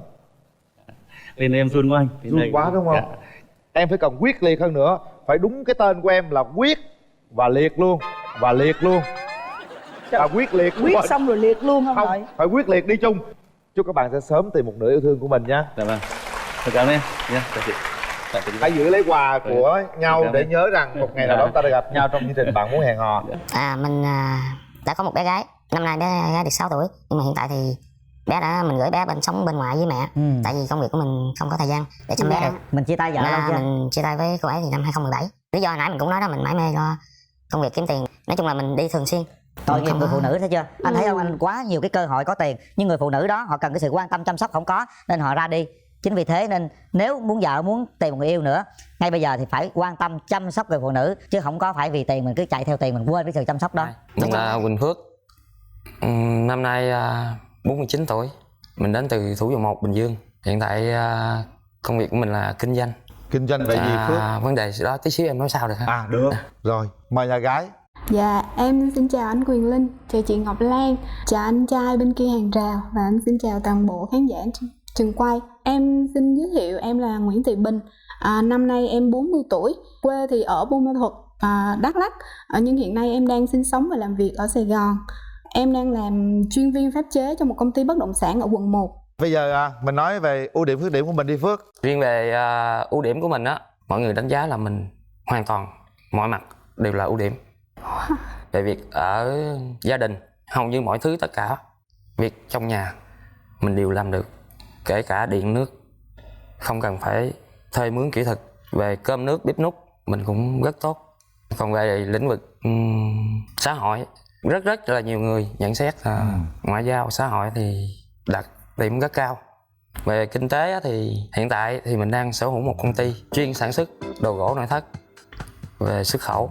Và hiện tại mình cũng đang sở hữu một chiếc tàu biển hiện đang khai thác ở vùng biển Kiên Giang, Hà Tiên. Mình chỉ sống ở Bình Dương khoảng 3 ngày trên một tuần hoặc 4 ngày một tuần, còn lại thì mình sẽ tự đánh xe lái xe về Kiên Giang. Mình cũng đang có một cái trang trại 5.000 m² đang lỡ dở ở Đồng Tháp. Quá trời quá đất tài sản rồi. Quá dữ luôn, tất cả mọi điều tốt hết rồi đó. Quá trời tốt. Còn nữa không? Đang có 2 căn nhà và hiện tại thì mình đang sở hữu khoảng chừng 7.000 m² đất. Trời đất ơi. Và sau đó thì dự tính cái mục tiêu và kế hoạch của mình trong 2022 thì mình sẽ mở thêm 2 cái showroom sofa nằm ở Vĩnh Long một cái và Sa Đéc một cái. Wow, trời ơi, anh ơi, mai mốt khai trương có mời Ngọc Lan với Quyền Linh đi dự khai trương không? Sẵn sàng. Tất cả bây giờ á là nhà trai tôi đều tốt hết. Em chào anh. Để nhà trai tôi khoe hết cái đã. Mình rất ngưỡng mộ Ngọc Lan qua những cái chương trình phim truyền hình. Dạ cảm ơn anh. Rồi mình còn gì nữa nè? Cái mục tiêu của năm 2022 là mục tiêu này là mục tiêu tâm huyết và đặc biệt và cũng là cái sở thích của mình. Là mình sẽ mở một cái du lịch. Nói chung chuyện gì cũng tốt hết, nhưng con đường tình duyên chắc chưa được tốt đúng không? Thì chắc đó là một cái mình cũng để... định nói đây là cái khuyết điểm của mình là cái tình duyên không tốt. Cái khuyết điểm cái thứ nhất. Cái thứ hai nữa là trong lúc này thì mình không ca hát thì được. Đang cái khỏi ca, có tàu là khỏi ca. Đúng rồi. Bây giờ tôi qua nhà gái. Hiện tại thì mình cũng có đang sở hữu một chiếc du thuyền mini. Dạ em chào anh Quyền Linh. Chào em gái. Em gái có ưu điểm khuyết điểm gì em gái? Ưu điểm của em thì cũng chỉ có mấy cái nhỏ nhỏ thôi à. Em là người chăm chỉ, thích chăm lo cho gia đình và có tính tự lập. Tốt. Dạ. Còn khuyết điểm thì em thấy chắc cũng hơi nhiều chút xíu. Khuyết điểm đầu tiên thì em hơi nóng tính. Cái thứ hai nữa là em hát dở lắm. Em vừa mù nhạc mà giọng em vừa dở. Bữa kia hát được, nay đau họng hát không được. Dạ. Thôi kệ, bữa nào luôn. mình về hát chung cũng được. Thứ ba nữa là cái khuôn mặt của em á, do cái cấu trúc khuôn mặt cho nên là nếu mà ví dụ bình thường mà em không cười một cái là ai cũng kêu trời sao mặt nó nhỏ nhưng mà nó khó dữ gì, không muốn lại gần luôn. Quay nín cười. Đừng cười Thư ơi, cũng đâu tới mức như vậy, ai nói kỳ vậy? Bạn em ai cũng nói hết á. Ai cũng nói hả? Dạ. Bữa nay chương trình không có nói, gương mặt là cũng có nét. Đúng rồi. Không có đến mức gì như thế. Đừng có tự ti quá, mình phải lạc quan lên giống như anh giám đốc bên kia. Bữa nay mình cố gắng hỗ trợ cho nhau. Hỏi anh sao đấy vậy? Lo đếm tiền nhiều quá, lo công việc em nhiều quá. Em hỏi thiệt anh đó, chứ cái gì anh cũng có. Điều anh là một người là gọi là quá toàn diện rồi. Kinh doanh giỏi, tính tình tốt, giao tiếp xã hội là quá tốt luôn. Mà tại sao anh lại có mặt ở chương trình này? Thì mình cũng đã từng gãy đổ hôn nhân. Là do mình mải mê kiếm tiền. Thì đến hôm nay thì mình vẫn còn mải mê kiếm tiền, nhưng mà mình đã có một cái kế hoạch là mình sẽ dùng người để kiếm tiền thay cho mình. Cái vấn đề thì lúc này thì mình sẽ tập trung vào cái kiếm vợ trước đúng không? Gia đình. Có tiền mà không có vợ cũng như không á, là cũng mệt mỏi lắm, không ai giữ tiền đó. Bây giờ anh có gia đình rồi, có con chưa và tại sao chia tay và chia tay lâu chưa? Mình đã có một bé gái, năm nay bé gái được 6 tuổi, nhưng mà hiện tại thì mình gửi bé sống bên ngoại với mẹ. Tại vì công việc của mình không có thời gian để chăm bé được. Mình chia tay vợ lâu chưa? Mình chia tay với cô ấy thì năm 2017. Lý do hồi nãy mình cũng nói đó, mình mải mê lo công việc kiếm tiền. nói chung là mình đi thường xuyên. Tội nghiệp người phụ nữ, thấy chưa? Anh thấy không, anh quá nhiều cái cơ hội có tiền, nhưng người phụ nữ đó họ cần cái sự quan tâm chăm sóc không có, nên họ ra đi. Chính vì thế nên nếu muốn vợ muốn tìm một người yêu nữa, ngay bây giờ thì phải quan tâm chăm sóc người phụ nữ, chứ không có phải vì tiền mình cứ chạy theo tiền mình quên cái sự chăm sóc đó. Nói chung á thì mình cũng quan tâm chăm sóc lắm, nhưng mà đi đâu á thì em cũng cho cô ấy đi cùng, nhưng mà cô ấy là có cái hay say xe, say tàu. Những cái đam mê của em thì cô ấy say lại là không thích, không đi được. Có say xe say tàu gì không? Xe thì không có say. Xe tàu không? Tàu thì tùy bữa thôi. Tùy bữa rồi, ổn định. Rồi sao nữa? Sau đó thì em với cô ấy là cũng hai người ngồi lại nói chuyện với nhau. Vấn đề là đi tiếp để cái quãng đời còn lại rất dài, nhưng mà có những cái điểm đó là mình không hợp. Không lẽ xe tàu rồi không? Xe tàu với chia tay. Cô ấy là ví dụ không đi được, nhưng mà cô ấy giám sát rất là chặt chẽ. Ghen đúng không? Đúng rồi. Nói thẳng ra, hay là ghen kiểm tra những cái riêng tư, chẳng hạn như là máy móc, điện thoại, thì có những điểm đó thì em không thích. Rồi người phụ nữ là tìm ra mấu chốt, tức là cô ấy quá ghen, rồi anh kiểm soát anh quá, anh khó chịu. Vậy thì bây giờ anh nói luôn là bây giờ anh muốn tìm một người vợ sắp tới thì sẽ như thế nào nè để phù hợp với anh nè. Đúng rồi, chắc chắn là không có ghen rồi đó. Mình không cần tìm cái người phụ nữ là phải có tiêu chuẩn như thế nào, biết chăm sóc cho gia đình và thông cảm và hiểu với nhau. Không ghen cũng như vấn đề mới nói, ghen thì phụ nữ nào cũng ghen, nhưng mà không kiểm soát phải có quá. lý do, hoặc là phải có cái bằng chứng, cái cụ thể, cái chứng minh để mình ghen. Rồi. Chứ kiểu như ghen bóng ghen gió mà nói khơi khơi thì mình không thích. Bây giờ hỏi cô kia, bây giờ coi những cái ý anh về có chịu được hay không? Em thấy thì do cái tính chất công việc thì anh phải đi nhiều thì là cũng bình thường thôi. Đúng là kinh doanh thì cũng phải tiếp xúc nhiều, chưa kể nữa là để tiếp khách nữa. Tiếp khách rồi là vì bộ mặt thì cũng phải tuyển mấy cô thư ký trẻ trẻ đẹp đẹp nữa chứ không. Đúng rồi. Cho nên là thực ra thì ghen thì chắc chắn phụ nữ ai cũng ghen, nhưng mà em thì phải có bằng chứng, mà em thì ghen nhanh lắm. Có bằng chứng cái thôi chúng ta cắt luôn đi, chứ còn không cần phải rùm beng lên gì hết, cho nên khỏi đánh ghen đến cái gì luôn. Chứ bên còn đây em có không gia cho đình con rồi đó, có con gái rồi đó. Rồi bên em tình hình đường duyên nó có sao không em? Dạ em thì độc thân từ trước đến giờ, nói chung em ế bền vững. Không phải ế đâu, mà là đang tìm người tử tế để yêu. Đúng rồi chị, nhưng mà cái điều á, tại vì khi mình nói vậy xong người ta nói thôi nói thẳng ế bền vững đi chứ. Bên đây đầy đủ điều kiện, chỉ thiếu người vợ đỡ kiểm soát, đỡ ghen thôi, hiểu nhau thôi. Bên đó thấy được không? Dạ được anh. Được ha, coi như là nãy giờ nói qua nói lại hai bên cũng hiểu nhau hết rồi ha. Mình hỏi ý kiến người thân coi người ta có hiểu không? Mình đi với ai vậy? Dạ hôm nay em đi với hai người bạn. Dạ em là Tuyền, là bạn của bạn Bình. Qua những cái trò chuyện cùng với anh Phước thì em thấy là anh Phước cũng có rất là nhiều điều kiện mà những người phụ nữ cũng sẽ rất là ao ước và thích. Tuy nhiên á, thì em nghĩ rằng là anh thiếu một cái sự quan tâm và chia sẻ thời gian nhiều với người phụ nữ, với gia đình của mình. Nên là em nghĩ nếu hai anh chị là cũng khá là phù hợp với nhau. Cũng mong là hai anh chị cho nhau cơ hội để mình được làm quen và tiến tới. Dạ xin cảm ơn ạ. Cảm ơn bạn của bạn nữ ạ. Rồi bây giờ tôi hỏi nhà gái chút xíu. Nhà gái muốn tìm một nửa yêu thương của mình như thế nào? Dạ em thì cũng chỉ mong là cái bạn trai của em là một người chung thủy, có công việc ổn định để cùng em chăm lo gia đình thôi. Vì em cũng là người tự lập về tài chính từ lúc ra trường đến giờ, nên em cũng không cần thiết là bạn trai phải giàu có gì. Nhưng em mong thì đó là một người biết chia sẻ, quan tâm cho gia đình, không những là cho gia đình nhỏ mà cho cả gia đình lớn của hai bên nữa. Còn em thì em không thích cái người đó, bạn trai gia trưởng, vì tính em là người nóng và em cũng có những cái sự quyết đoán. Rồi, bạn trai có gia trưởng không? Riêng về mọi người nhận xét thì mình rất là thoải mái và rất là dễ tính. Nhưng mà tính của mình thì rất là kỹ tính. Kỹ tính thí dụ đi, giờ nói luôn cho ví dụ nhà gái như chẳng hạn như là em là một người rất chi là sạch sẽ. Ở nhà cũng vậy, không có một đôi dép nào hết, toàn bộ em chỉ đi mang giày. Tại vì em sợ mang đôi dép đó thì người khác xọt chân vào. Nếu mà dép của em mang á thì người khác xọt chân vào thì em sẽ bỏ đôi dép. Thành ra chưa bao giờ có một đôi dép. Nói như vậy để tất cả mọi người hiểu được cái tính cách của nhau nha. Rồi bây giờ Phước đi với ai vậy? Mình đến đây một mình. Một mình đúng không? Rồi bây giờ thì mình sẽ mở rào thôi. Đúng rồi. Hai người nãy giờ cũng đã hiểu về tính cách của nhau nhiều rồi. Mở rào để trò chuyện, để hiểu nhau nhiều hơn và đưa ra quyết định cho nó chính xác. Mở rào. Bây giờ thì anh Phước và bạn gái có thể trò chuyện thoải mái nha. Rồi để mình tìm với nhau. Bắt đầu. Anh chào em. Em chào anh. Nhân dịp hôm nay anh đến đây thì sẵn dịp đây thì anh có một bó hoa để tặng cho em. Dạ em cảm ơn anh. Và sau đó thì anh xin gửi Ngọc Lan Dạ một cảm ơn bó anh. hoa. Chúc Ngọc Lan cũng mau có gia đình mới nhé. Dạ. Chúc cái đó Ngọc Lan khoái lắm á.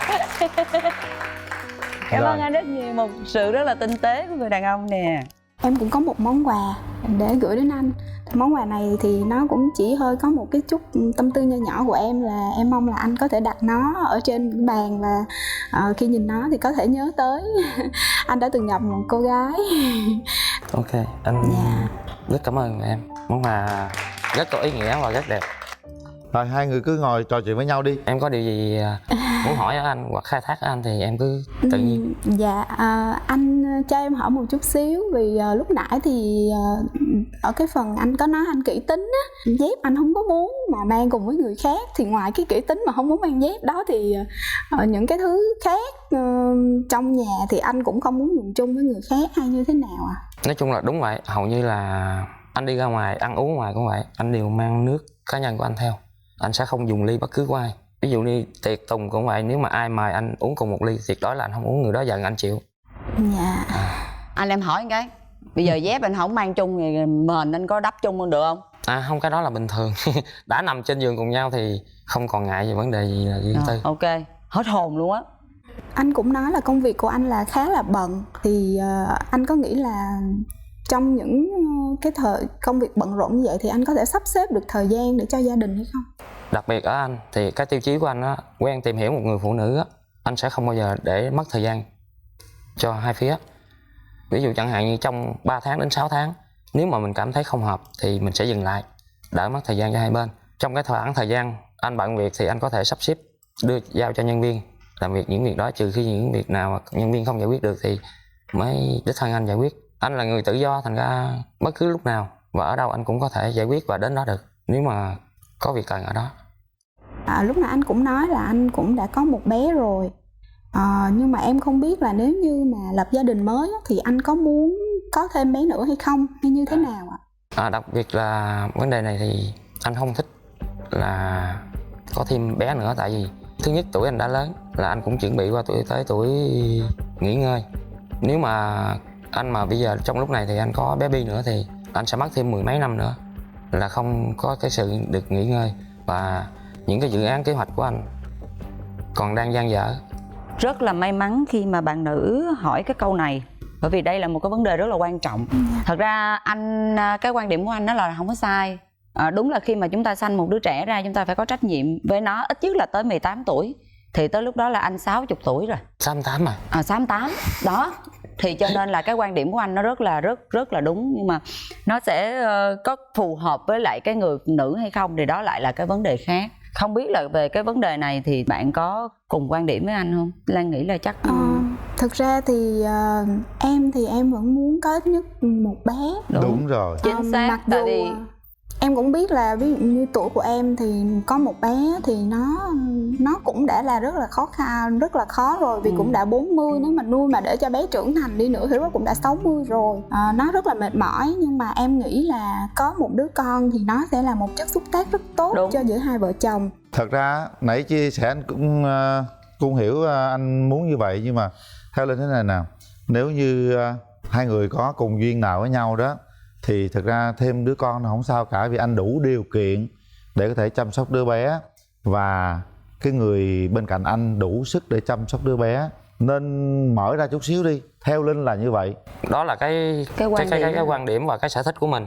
Còn lại á là cái người phụ nữ ở bên cạnh em á là có bản lĩnh hay không. Nếu mà đủ bản lĩnh thì có thể là đôi ba đứa vẫn không sao. Ý của anh nói là tình yêu của hai người á nó đủ lớn, và đây là cái người phụ nữ mà anh cảm thấy là mình tìm đúng người rồi, vợ mình muốn cái gì mình cũng ok, mình cũng đồng ý và rất là vui vẻ.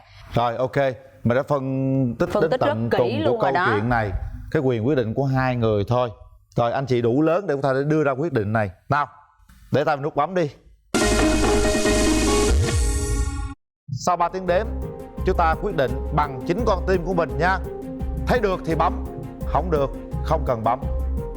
1 2 3. Hết thời gian. Nếu như mỗi người chịu hy sinh cái cá tính mình một chút thì câu chuyện nó cũng sẽ đẹp. Mỗi người chúng ta tìm cho mình một nửa mảnh ghép phải thật hợp quý vị nhá. Phải hợp mới ăn đời ở kiếp với nhau được. Phải có duyên, có phận với nhau thì mới cùng nắm tay nhau đi suốt cuộc đời còn lại. Chúc cho anh chị. Đừng có ghen quá với quá khứ. Không phải là ghen, nhưng đó quan là trọng là sự chăm sóc hiện tại. Người ta có chăm sóc tốt cho mình hay không, người ta đối xử với mình thế nào để mình quên đi cái quá khứ đó. Tôi đã phân tích là sống quá khứ khổ trong lòng để làm không gì? Không phải, tôi đã phân tích là ví dụ như tôi là cái người đã từng trải rồi, từng đổ vỡ, cho nên những chuyện đó tôi đã rất là hiểu và tôi không quan tâm tới. Tôi bỏ qua được. Nhưng với những cô gái non nớt vậy này nè, mới yêu có một lần à, còn trẻ, bây giờ mình phân tích cho cô nghe nè. Thậm chí người ta có chồng có con rồi, người ta vẫn còn bước tiếp một bước nữa. Có đứa con còn hơn ghế đá nữa, người ta còn không ghen. Đừng có chi ghen cái ghế đá với quá khứ đó. Không tin chút hỏi biết. Thì đó, bây giờ mình phân tích cho cô gái cô hiểu, đúng không? Quá khứ không là gì cả. Hiện tại nếu như người đàn ông này chăm sóc thương yêu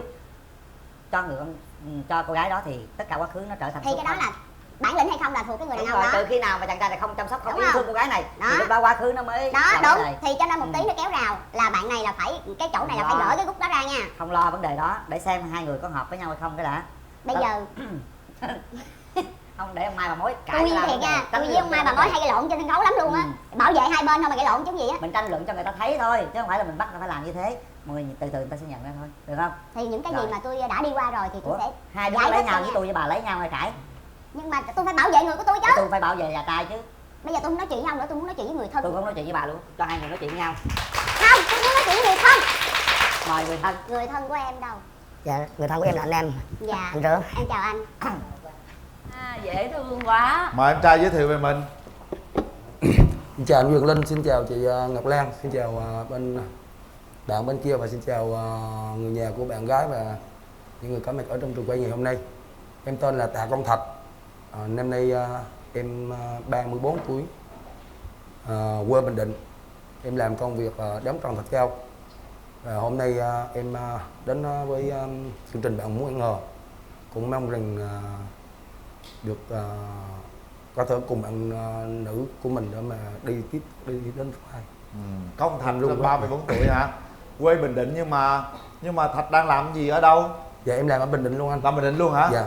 Làm đóng tròn ở thạch cao. huyện nào? Dạ em làm ở huyện Tuy Phước. Huyện Tuy Phước. Dạ. Tức là cách thành phố Quy Nhơn khoảng độ 20 cây số đúng không? Dạ đúng rồi. Rồi. Công Thạch 34 tuổi, quê Bình Định đó. Chúng ta đến với phần giới thiệu của nhà gái nè. Trước tiên em xin gửi lời chào đến hai MC của chương trình. Chào anh Thạch, chào quý khán giả trong trường quay cũng như khán giả đang xem chương trình. Em xin tự giới thiệu, em tên là Nguyễn Hồ Thanh Duyên, sinh năm 1989, đến từ Quảng Ngãi, hiện tại đang sinh sống và làm việc tại thành phố Hồ Chí Minh ạ. Mình làm công việc gì cưng? Dạ em là trưởng phòng kinh doanh. Trưởng phòng kinh doanh. Trưởng phòng kinh doanh luôn hả? Dữ ha. Làm thành phố Hồ Chí Minh ở quận nào vậy em? Dạ Tân Phú ạ. Tân Phú. Dạ. Thạch là ở Bình Định nè. Không sao. Một người thành phố Hồ Chí Minh, một người ở Bình Định đúng không?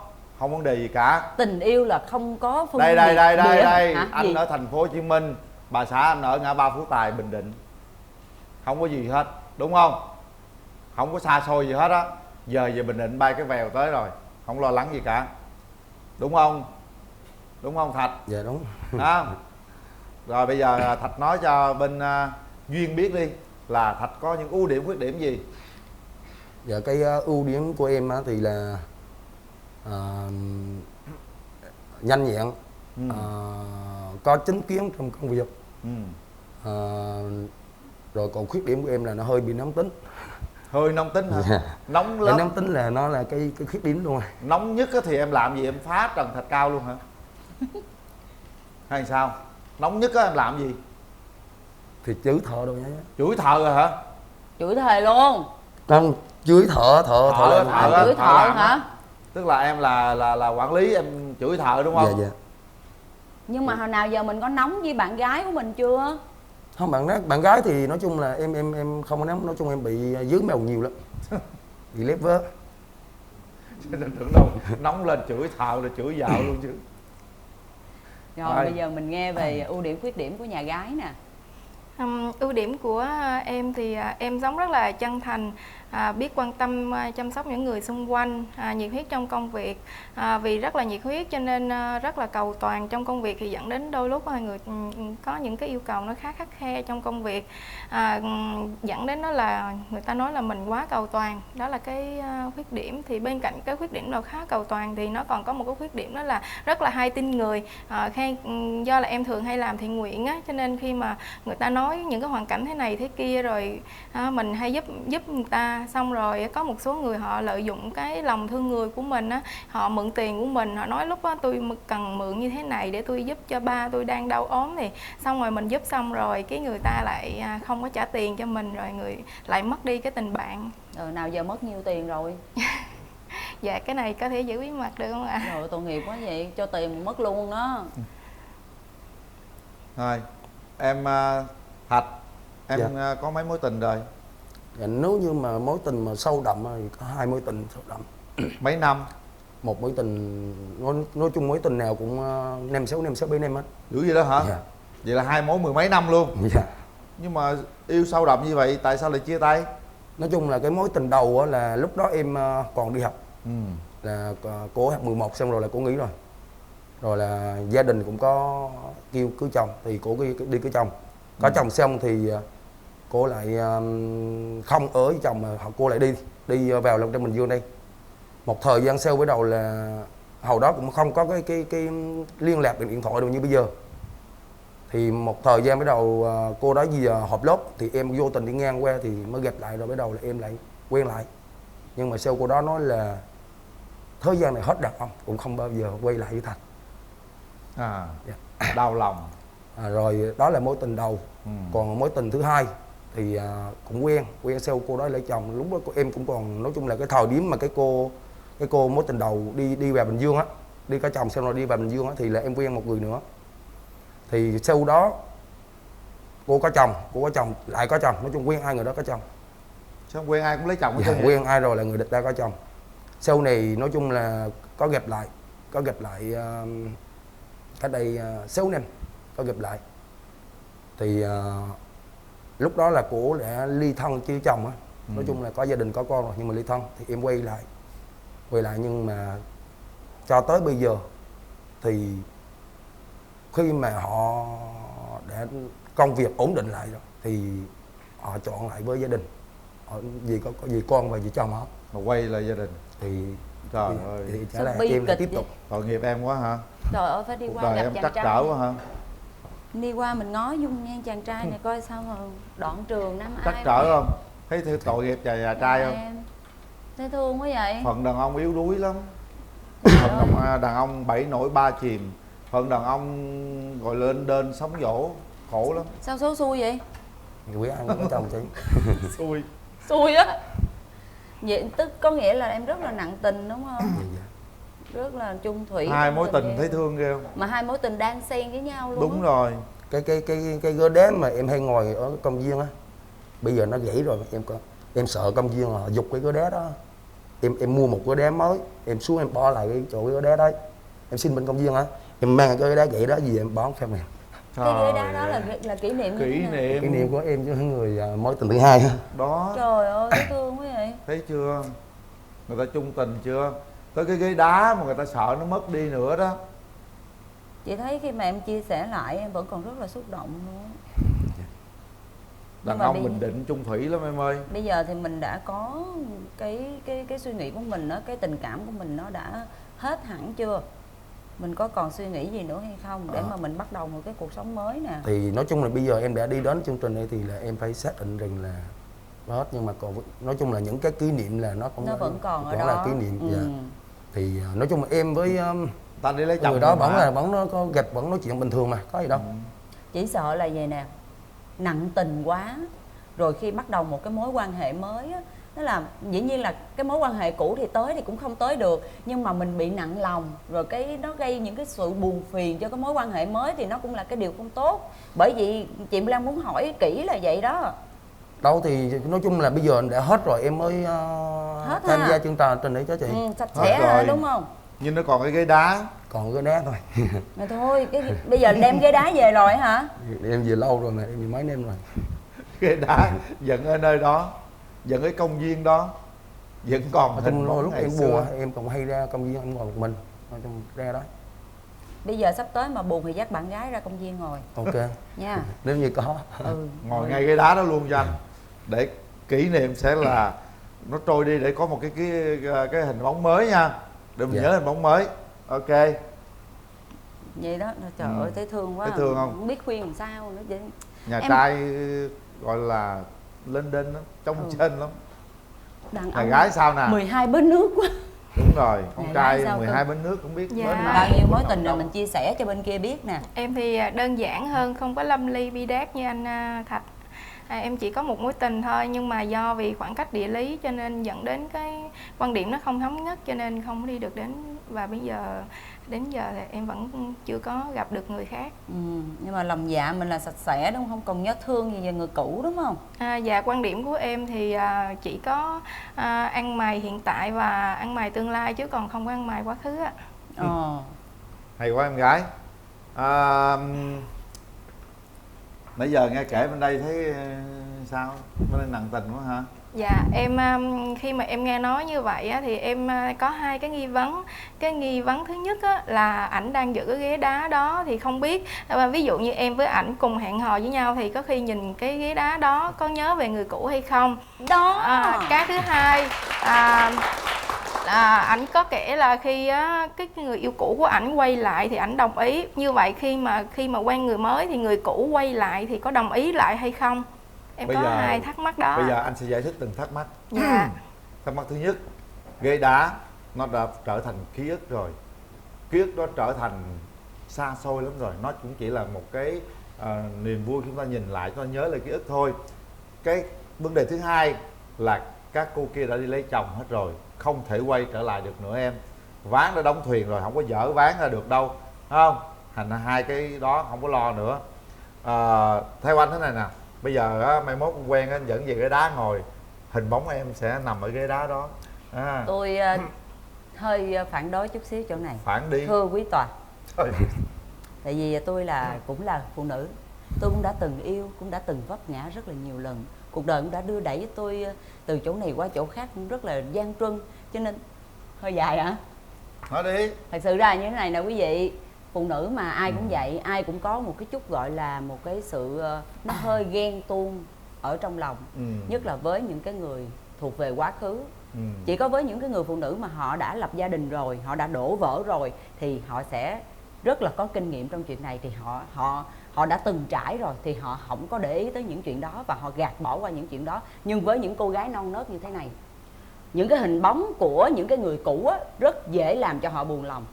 Cho nên cái việc này nói thiệt, đã lỡ kể rồi, phải chị em đừng kể thì cô không biết gì về lai lịch của cái ghế đá đó. Thật lòng người ta phải kể thôi. Thì nhưng mà bởi vậy mới phải giải quyết, mới phải giải quyết là một tí nữa kéo rào ra, hai bạn phải thống nhất với nhau. Nếu như cô gái này nói là không, em không muốn nhìn thấy cái ghế đá đó thì bạn phải giải quyết. Chứ bạn không thể nào mà vì cái cảm giác của cái người cũ, bạn chỉ tôn trọng nó là một cái điều rất là đúng. Tôn trọng những cái khoảng riêng của bạn, những cái kỷ niệm của bạn. Nhưng với một cái người mới, nếu mà bạn muốn đồng hành với cái người mới thì Lan nghĩ là bạn cũng nên tôn trọng một chút xíu về cảm giác của cô gái này. Không đập, nhưng mà mình sẽ giải quyết một cái cách nào đó. Lúc đó hai bạn kéo rào, hai bạn sẽ tự thống nhất. Làm gì có chuyện cảm giác em đúng quá. Không? Chị nói vậy hợp lý không? Quá khứ là quá khứ. Đó. Em đồng ý hoàn toàn với chị Lan. Tại vì tôi rất là hiểu tâm lý của cô này. Cô phụ nữ nghe nè, đừng có ghen quá với quá khứ. Không phải là ghen, nhưng đó quan trọng là cái sự chăm sóc hiện tại. Người ta có chăm sóc tốt cho mình hay không, người ta đối xử với mình thế nào để mình quên đi cái quá khứ đó. Tôi đã phân tích là tôi sống quá khứ khổ trong lòng để làm gì. Không phải, tôi đã phân tích là ví dụ như tôi là cái người đã từng trải rồi, từng đổ vỡ, cho nên những chuyện đó tôi đã rất là hiểu và tôi không quan tâm tới, tôi bỏ qua được. Nhưng với những cô gái non nớt gì này nè, mới yêu có một lần còn trẻ, thì bây giờ mình phân tích cho cô nghe nè, thậm chí người ta có chồng có con rồi, người ta vẫn còn bước tiếp một bước nữa, có đứa con còn hơn ghế đá nữa mà ta còn không ghen nữa, đừng nói chi ghen cái ghế đá với quá khứ đó. Không tin chút hỏi biết. Thì đó, bây giờ mình phân tích cho cô gái cô hiểu, đúng không? Quá khứ không là gì cả. Hiện Đồng tại ý. nếu như người đàn ông này chăm sóc thương yêu cho cô gái đó thì tất cả quá khứ nó trở thành Thì số cái đó không. là bản lĩnh hay không là thuộc cái người đàn Đúng ông rồi, đó. trừ khi nào mà chàng trai này không chăm sóc, không Đúng yêu không? thương cô gái này Đó. thì lúc đó quá khứ nó mới Đó là đúng. vấn đề. Thì cho nên một tí nó kéo rào là bạn này là phải, cái chỗ này là phải gỡ cái gút đó ra nha. Không lo vấn đề đó, để xem hai người có hợp với nhau hay không cái đã. Bây Đó. giờ Không để ông Mai bà Mối cãi tôi nó ra thiệt vấn đề, nha, tránh tôi với luận ông cho Mai nó bà vấn Mối đề. hay gây lộn trên sân khấu lắm luôn á. Bảo vệ hai bên thôi mà gây lộn chứ gì á. Mình tranh luận cho người ta thấy thôi, chứ không phải là mình bắt người ta phải làm như thế. Mọi người từ từ người ta sẽ nhận ra thôi, được không? Thì những cái Rồi. gì mà tôi đã đi qua rồi thì tôi sẽ Hai đứa giải lấy thích nhau cho với nghe. tôi với bà lấy nhau hay cãi? Nhưng mà tôi phải bảo vệ người của tôi chứ. Tôi phải bảo vệ nhà trai chứ. Bây giờ tôi không nói chuyện với ông nữa, tôi muốn nói chuyện với người thân. Tôi cũng không nói chuyện với bà luôn, cho hai người nói chuyện với nhau. Không, tôi muốn nói chuyện với người thân. Mời người thân. Người thân của em đâu? Dạ, người thân của em là anh em. Dạ. Anh Rửa. Em chào anh. Chào Ngọc Lan. Dạ. Mình là tên là Phương Nam, mình là anh rể của Thạch. Dạ. Mình hiện tại như công tác thì làm ở ngành y tế của tỉnh Bình Dương. Thì hôm nay đến với chương trình thì cũng mong muốn cho em nó tìm được một cái nửa còn lại, cũng thấy cũng lớn tuổi rồi. Với mình cũng làm anh làm chị thì thấy em út như vậy thì mình cũng lo một tí. Thấy ế tội hả? Rồi.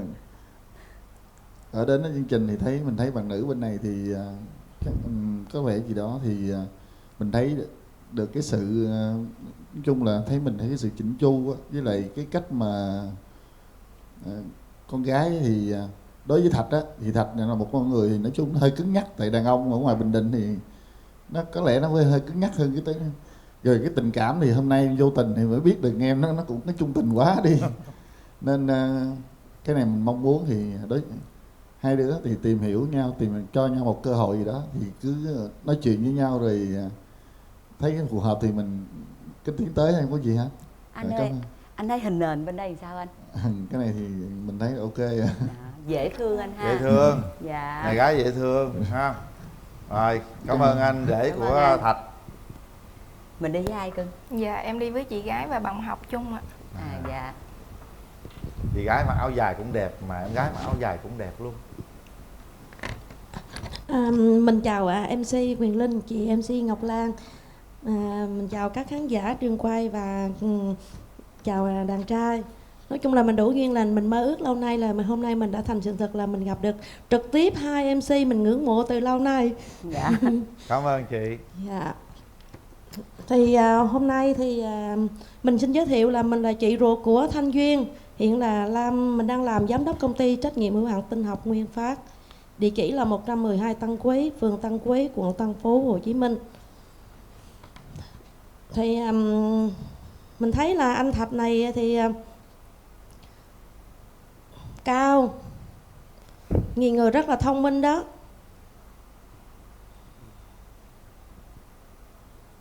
Cầu tiến và luôn học hỏi đó.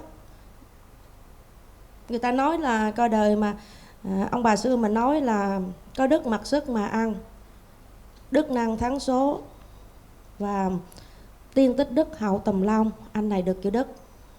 Nếu mà đủ duyên thì chị nghĩ duyên lên cho anh này cơ hội để biết đâu ngày hôm nay là ngày đẹp trời, mình cũng lớn tuổi rồi, mình cho anh ấy cơ hội và đi đến hôn nhân thì chị nghĩ rằng cuộc đời mà không ai vẹn toàn, quá khứ thải chôn vùi và luôn luôn sống ở hiện tại, hạnh phúc hiện tại và cuộc sống luôn luôn mỉm cười với mình nếu mình biết sống hiện tại. Mình xin hết. Hay quá, cảm ơn chị. Cảm ơn chị rất là quyết liệt. Bây giờ là Thạch, em muốn tìm một nửa yêu thương của mình như thế nào? Dạ thì mẫu hình lý tưởng của em đó thì nói chung là dở nhìn một chút. Trước hết là đó là cũng là dễ nhìn lắm, nhìn là thương thôi. Một người nói chung là nhanh nhẹn. Nói chung là em có em rất là khó biết nói.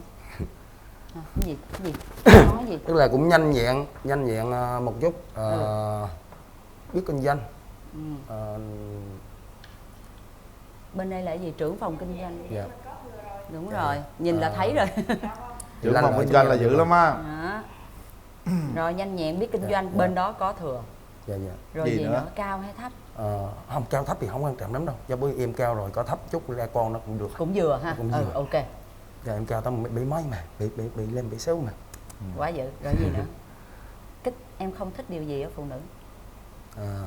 Nói chung là có nhiều điều là con bên em thì với uống rượu, ví dụ như con gái uống rượu thì vẫn ok, nhưng mà uống cái trên phương diện là uống trên công việc, chứ còn em không có cấm tuyệt đối cái vấn đề đó.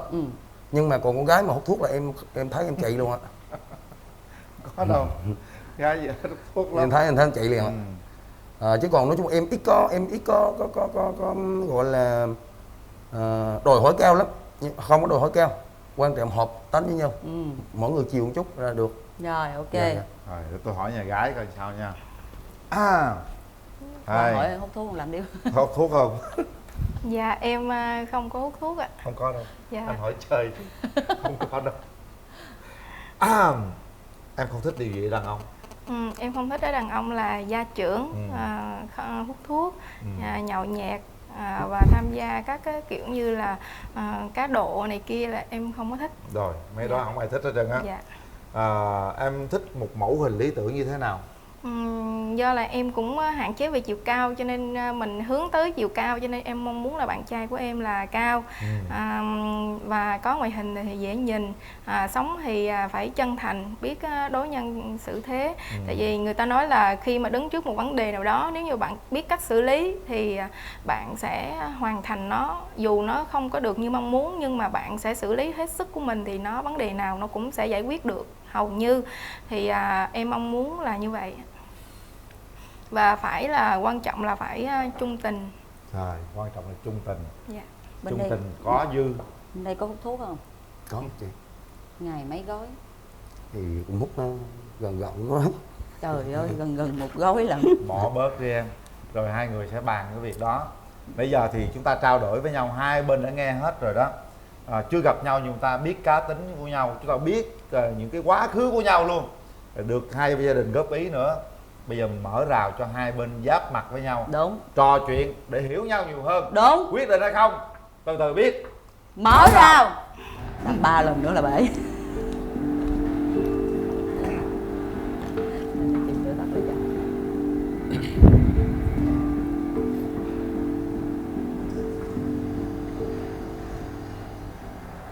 Bắt đầu đi Thạch. Tiến tới luôn. Dạ. Dạ em cảm ơn. Mình mở ra coi mình tặng bạn gái cái gì. Tặng hiện chi bóp. Quá trời đúng. Hy vọng lần là dự tài chính vững vàng. Dạ rồi em cảm ơn ạ. Thôi lớn lên tặng gì vậy? Tặng cái bóp. Dạ cái bóp. Có tiền không? Tặng bóp Dạ. phải bỏ tiền vô. Đây chị có cho. Dạ. Tôi nói mà ai tặng bóp phải bỏ tiền vô nha, ít hay nhiều bỏ vô cho nó hên. Thấy không? Dạ. Thì đến với chương trình em cũng có một món quà muốn tặng cho Qua bạn lấy, trai. qua lấy. Dạ. Em xin tặng. Cảm ơn. Dạ.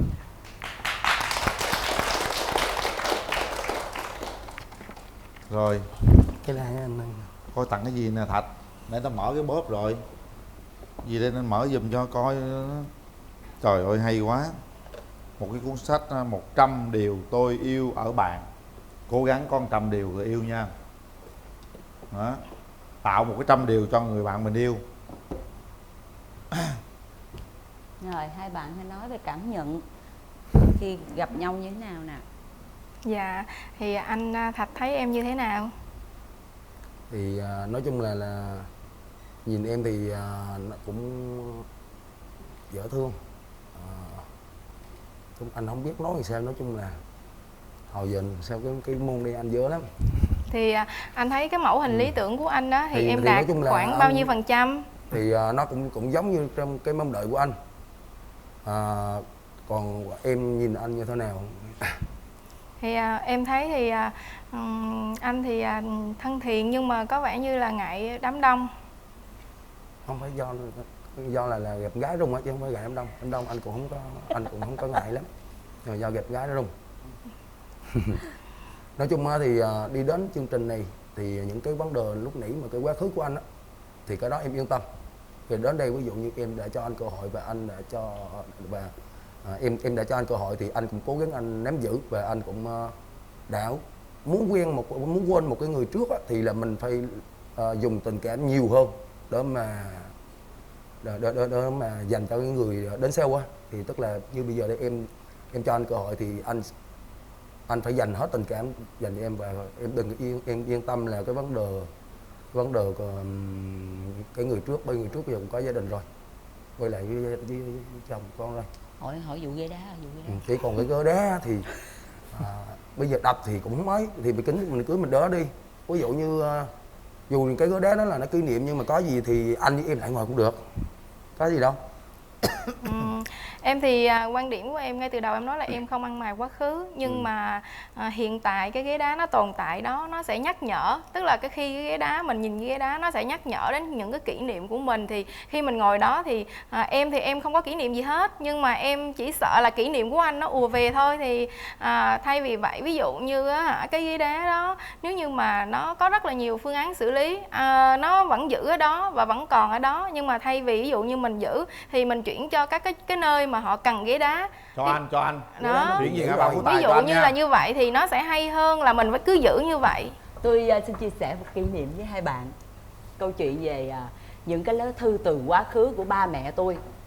Xưa mẹ tôi là một người con gái rất là đẹp và rất là nhiều người đàn ông đeo đuổi và gửi thư cho mẹ rất nhiều. Nhưng đến khi mẹ quyết định mẹ lấy ba, đó là cá nhân của mẹ mà, mẹ đâu bỏ, mẹ vẫn giữ trong cái hộp vậy. Nhưng một thời gian khi mà ba mẹ sống chung với nhau, ba mẹ quá yêu thương nhau và tình cảm của ba dành cho mẹ rất nhiều.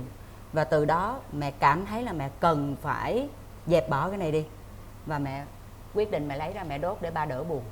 Lúc đó người ta đã yêu nhau rồi. Đúng. Người ta đã thấy không thể nào bỏ nhau rồi. Còn cái đá bây giờ nó cũng chưa có tội lỗi gì hết. Cứ để nằm đó. Không thì tôi kể chơi cho vui thôi. Đưa cái đá trở về ngã ba Phú Tài tôi nhận cho, thấy không? Tôi giữ của tôi luôn cho. Thật ra thế này nè em gái, chuyện này dễ tính lắm, không cần tới mức tới đâu. Em ở thành phố Hồ Chí Minh đúng chưa? Anh ấy ở Bình Định. Nếu như chúng ta thấy rằng anh cứ vào đây hoài là anh yêu thương mình, em có, nếu như chúng ta thấy ảnh yêu em mà anh bỏ cả cái nơi xa anh vào đây thì ghế đá nó là gì đâu em. Đừng nghĩ tới ghế đá nữa, để chúng ta có gì lợn cợm trong đầu không có hay.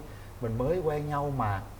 Nếu như một thời gian yêu nhau rồi mà lúc nào anh cũng nhắc tới ghế đá thì lúc đó mình mua cho anh ghế đá khác, mua cho xích đu ngồi. Đừng quan tâm ghế đá nữa, theo anh là như vậy nha. Thật ra em biết sao không? Chị kể, chị chia sẻ cái chuyện đó là bởi vì chị đã từng trải qua cái giai đoạn như em. Một cái tình yêu nó trẻ con lắm, nó nhỏ, lúc đó tuổi còn nhỏ cỡ bàn này nè, cho nên cũng rất là quan tâm về những cái quá khứ. Nhưng mà đến khi mà chị lớn rồi, chị nghe câu chuyện của mẹ chị và chị lớn, chị đổ vỡ rồi, chị mới cảm thấy là cái tình yêu của hai bạn dành cho nhau nó quan trọng hơn là bạn dành thời gian để nghĩ về những cái đã qua. Có những cặp họ yêu nhau đó, họ yêu nhau tha thiết lắm, họ nhắc lại những cái kỷ niệm của người yêu cũ của họ, kể cho nhau nghe, và đó trở thành những ký ức của cả hai. Đúng luôn. rồi. Nó rất là đẹp, nó chẳng có gì cả nếu chúng ta yêu nhau thật sự. Còn nếu chúng ta không yêu nhau thì lúc nào chúng ta nghĩ ghế đá rất là mệt mỏi lắm. Ký ức nó không có tội. Đừng đập ghế đá đó. Ký ức không có tội nên đừng bắt người ta phải bỏ, và cũng đừng vì cái ký ức đó mà cứ phải sống trong cái ký ức đó hoài thì sẽ làm khổ những cái ghế người đá hiện đó tại. nó sẽ làm đẹp công viên Hiểu hơn không? Nó sẽ sinh sôi nảy nở nhiều mối tình hơn nữa. Cái ghế đá nó rất là nhân văn ở đó, nó để cho người ta ngồi tập thể dục, ngồi đỡ mỏi chân đó. Cái ghế đá nó không có gì có tội cả, đừng nhắc đến nữa. Không lẽ gì ghế đá ngồi cãi nhau hoài thì sao?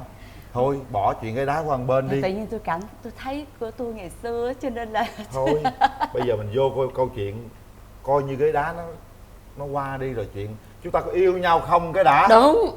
Rồi mới nói tới chuyện ghế đá nha. Ok. Tiếp tục. Em có ngại như sao Thiệt nói thật sự á, thì do là cái mối tình trước của em cũng là do khoảng cách. Thì em không biết là nếu như mà yêu tìm hiểu thì em không có ngại, nhưng em muốn hỏi là nếu như mà mình hợp nhau rồi tiến đến hôn nhân thì anh ở Bình Định, em thì em hoàn cảnh của em thì cũng neo người, mẹ em thì ở thành phố Hồ Chí Minh, thì không biết là nếu như mà mình kết hôn á, thì anh nghĩ như thế nào về cái em ở Hồ Chí Minh, anh ở Bình Định? Kết hôn rồi mà sao có người ở Hồ Chí Minh, người ở Bình Định được? Thì em mới hỏi là anh một anh phải vô đây, nào? một tại anh vì phải vô đây, hai là em phải ra đó thôi. Tại vì em thì hiện tại là em ổn định ở thành phố Hồ Chí Minh rồi, cho nên em muốn hỏi cho nó rõ cái vấn đề. Thì là... nói chung là nó chỉ có hai vấn đề thôi. Giờ đây nếu như mình đến được với nhau á, trong cái thời gian yêu xe thì là em đã chấp nhận, em nói là mình tìm hiểu yêu xe. Nhưng mà nếu như đã quyết định đi đến hôn nhân thì giờ đây nếu như em ở đây neo đơn thì anh phải ở đây, thì anh phải đi theo vô đây thôi, đúng không mày? Còn hoặc là em ra đó, nhưng mà ví dụ giờ em đã nói em neo đơn, nhà neo đơn thì có thể anh ở đây, anh vào đây là anh làm lại. Ngày xưa anh ở trong đây mà. Thì em muốn hỏi xác định như vậy, tại vì cái này là giống như là mình hỏi ngay từ đầu để cho nó, nếu mà thỏa thuận được thì nó không có làm mất thời gian của nhau nhiều. Dạ, thì mình nên là nói ngay từ đầu. Ví dụ như nhà anh thì mình phải nhìn hai phía của gia đình nữa. Nếu như mà nhà anh hoàn cảnh mà nếu mà đông người thì bố mẹ anh có đồng ý hay không, thì đó thì cái vấn đề đó nữa. Chứ vì một mối hôn nhân mà mình làm cho cha mẹ không vui thì nó là không nên. Không, nói chung là nhà anh thì tới 3 thằng không, anh có nhà thì còn hàng em nữa mà. Dạ thì em nói trước như vậy thì để mình xem. Và cái này thì hôm trước chị bên chương trình cũng có nói với anh rồi, là anh nói là giờ đây đất là anh chim đậu, chỗ nào làm được thì nói chung là nó chứ cũng không quan trọng là ở đâu. Nếu như mà em đã nói vậy thì cứ ví dụ mình cứ cho những cơ hội đi, rồi được thì có thể anh quay vô lại đây. Dạ, thì do là em thấy rằng là anh tặng em cái ví, thì cho em hỏi là tặng cái ví đó thì là khi mà mình kết hôn rồi thì vấn đề tài chính là như thế nào? Em giữ với anh giữ cái nước mạc á. Thì không, thì tại vì mình tặng ví thì mình phải hỏi rõ rồi, ràng là cái vấn đề tài chính. Tặng ví là tức là đó em giữ tài chính. Dạ. Thì nãy giờ em cũng hỏi anh nhiều, thì anh có cần gì hỏi em không? Thì nãy anh cũng hỏi em là yêu xe, vấn đề yêu xe rồi đấy. Dạ, thì cái yêu xa thì nó không thành vấn đề, quan trọng là mình phải hợp nhau, biết cách sống là mình xử lý được mọi vấn đề trong cuộc sống. Rồi. Dạ, thì anh cũng hy vọng rằng tới đây mình hãy cho nhau cơ hội. Rồi cho anh hỏi nhà trai. Bạn gái đặt vấn đề đúng đó. Vậy đặt trường hợp bạn gái đang kinh doanh trong đây, là một người trưởng phòng kinh doanh, là một trong những cái kinh tế rất là vững luôn, bạn ấy không thể đi ra Bình Định được, thì em có vào được không? Thì em đã nói em vào được. Hiện nay anh đang làm công việc gọi là giống như thầu xây dựng nữa đúng không? Làm em khoán nhỏ. Hả? Làm khoán cho nó làm khoán, nhận khoán thì cái thầu đó, tức là em nhận về gọi là thạch cao này kia đúng không? Thì làm trong này vẫn được. Làm trong đây quá ngon, đúng chưa? Nếu làm trong đây được thì thật sự mà nói thì cũng dễ gọi là phát triển kinh tế dữ lắm luôn á. Ngoài gia đình em có cho vào hay không? Cho rồi đó. Đó, như vậy là bạn gái không thể đi ra ngoài kia được rồi đó, là em có thể vào được đúng không? Rồi khi mà chúng ta đến với nhau thì em sẽ là người vào đây. Nếu em thấy tình yêu tụi em đủ lớn á, tụi em sẽ vào đây để lập nghiệp trong đây, và lâu lâu mình về Bình Định lần. Thật ra ngày xưa anh chia sẻ câu chuyện vợ chồng anh cũng vậy. Ngày xưa anh lấy vợ Bình Định, thật ra lúc đầu mình yêu vợ thì vợ cũng đâu muốn vào thành phố Hồ Chí Minh đâu. Vợ cũng nói thôi về ngoại thì mình về ngoại, nhưng lúc yêu rồi dụ hồi vô đây luôn. Thí dụ vậy. Em vậy, quan trọng là anh nói đây, tình yêu có đủ lớn để chúng ta có thể rủ đi đâu thôi. Bữa tính dụ người ta đi về Bình Định. Hồi xưa hồi xã anh bắt về Bình Định. Không, rồi kể câu chuyện đó là ý là tính nói bên đây dụ bên đây đi về Bình Định. Cũng có thể. Quan trọng tình yêu đủ lớn thôi. Mình nói đây là mình thỏa thuận với nhau vậy thôi, nhưng mà tình yêu đủ lớn rồi, trời ơi, đi cuối phương trời cuối đất đâu cũng được hết trơn. Nhiều khi mốt bên đây yêu quá nữa anh ơi, đi về Bình Định. Bên đây yêu quá về Bình Định. Mà xin lỗi, Bình Định hiện nay là phát triển dữ lắm nha. Đúng các bạn biết nha. Bình Định, thành phố Quy Nhơn hiện nay là nằm trong một trong những cái gọi là thành phố phát triển ở Việt Nam chúng ta và cả thế giới luôn. Hiện nay tất cả các tập đoàn đầu tư về biển Quy Nhơn nè, ha, về gần đá nè, rồi đá gì đó, bãi đá gì đó, Hàng Mạc Tử đông nghẹt luôn, giá đất lên buồn buộc luôn. Dạ thưa ông trùm bất động sản. Trời ơi, tôi nói thật ra ở đâu sống cùng được, quan trọng ở đâu có tiền thôi các bạn. Vậy thì các bạn ở đâu thấy mà phát triển được kinh tế, chúng ta cứ ở. Đúng rồi. Còn cái chuyện yêu xa bây giờ không quan trọng nữa rồi. Bình Định bay đây chút xíu, đây bay ngoài chút xíu. Bây giờ cái điều kiện để gặp nhau mỗi ngày nó dễ lắm. Điện thoại đúng gọi rồi. nhau chứ đâu phải như ngày xưa. Em đi làm việc em đi bằng xe gì? Dạ. Em làm việc đi bằng xe gì? Xe bình thường. Hả? Đi xe máy hay xe ô tô? Biết lái xe ô tô không? Dạ biết. Có lái xe ô tô không? Dạ không. Trời ơi, tôi lái từ Bình Định vô đây, từ đây là Bình Định luôn. Tôi đi từ tối tới sáng. Mãnh liệt vậy hả? Mãnh liệt lắm. Em gì chị Thảo chị thương quá trời. Yêu rồi thì thôi, tới đâu cũng tới đó. Đó là những cái điều mà phân tích cho các bạn hiểu. Thật ra đây cũng chỉ là nơi để các bạn có thể nhìn thấy có hợp nhau không thôi. Còn những cái điều kia chúng ta có thể tính được hết á. Đúng rồi. Đó, đơn giản vậy thôi. Bây giờ thế này, bạn trai thì có một ý chí cầu tiến. Bạn trai là một trong những người thầu về thạch cao ha. Nếu làm trúng một vài dự án thì nó cũng tiền dự không á. Rồi bạn trai chuẩn bị mở quán nhậu nữa đúng không? Đó. Còn em gái thì làm trưởng phòng kinh doanh. Nếu ta tác hợp với nhau, kết hợp với nhau, ta làm hai nơi luôn, lại càng giàu nữa, không có gì cả. Đó. Rồi, bây giờ mình tiến tới mình giao lưu về mặt cảm xúc chút xíu đây. Em gái đứng lên. Đó. Trời ơi, ông em hẹn như con gái vậy trời ơi trời. Nắm tay bạn gái cái đi. Nắm tay rồi hát một bài hát nào đó tặng bạn gái. Nắm tay vô. Nắm hai tay vô nào. Rồi hai người nhìn nhau, nhìn thẳng mắt nhau, gần nhau chút xíu coi nó có cảm xúc gì hay không. Khi có cảm xúc thì không có gì là khó hết các bạn. Hát tặng bạn gái một bài trước. Tôi nhìn tôi thấy giống như một buổi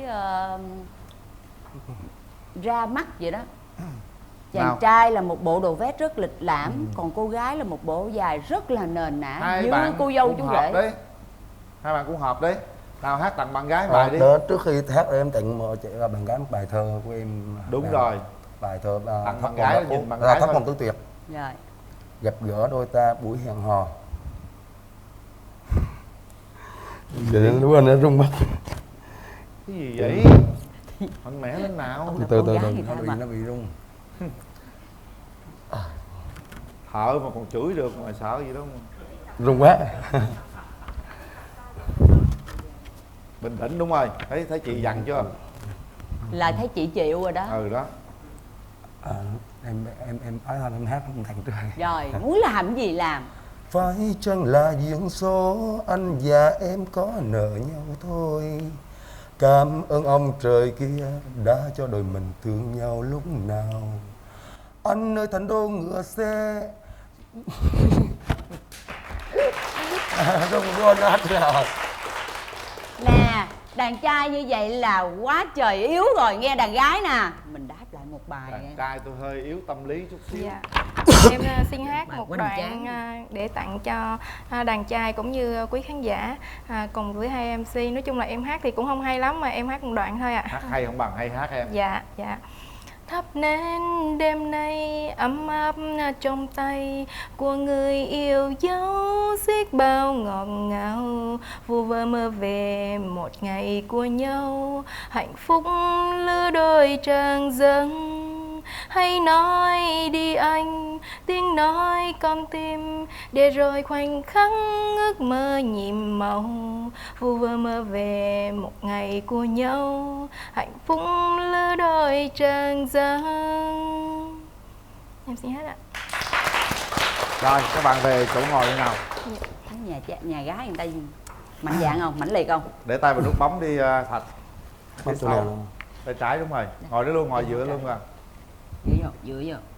Bây giờ chúng tôi dành thời gian cho bạn khá nhiều để các bạn có thể trao đổi với nhau rất nhiều vấn đề. Qua câu chuyện trao đổi từ khi chưa kéo rào đến lúc kéo rào, đến lúc nắm tay nhau, đến lúc cùng hát với nhau, nhìn thẳng mắt nhau, tôi tin rằng các bạn đã hiểu được mình nên bấm hay là không bấm. Quyền quyết định là của các bạn. Bấm nếu như chúng ta cảm giác chúng ta có thể cho nhau cơ hội. Đây có thể là người sẽ cùng mình nắm tay đi suốt cuộc đời. Còn nếu như chúng ta cảm giác đây không phải, nó xa vời quá đối với sự tìm tòi của chúng ta, Không phải người trong mộng thì không nên bấm. Nhường cái nút bấm đó cho nhiều người khác, nhường cái duyên nợ đó cho nhiều người khác. Hai Nếu bạn bấm là chúng ta phải bấm bằng trái tim của mình nha, không bấm vì bất kỳ điều gì cả. 1 2 3. Hết thời gian. Em bấm. Duyên không bấm. Tại sao vậy Duyên?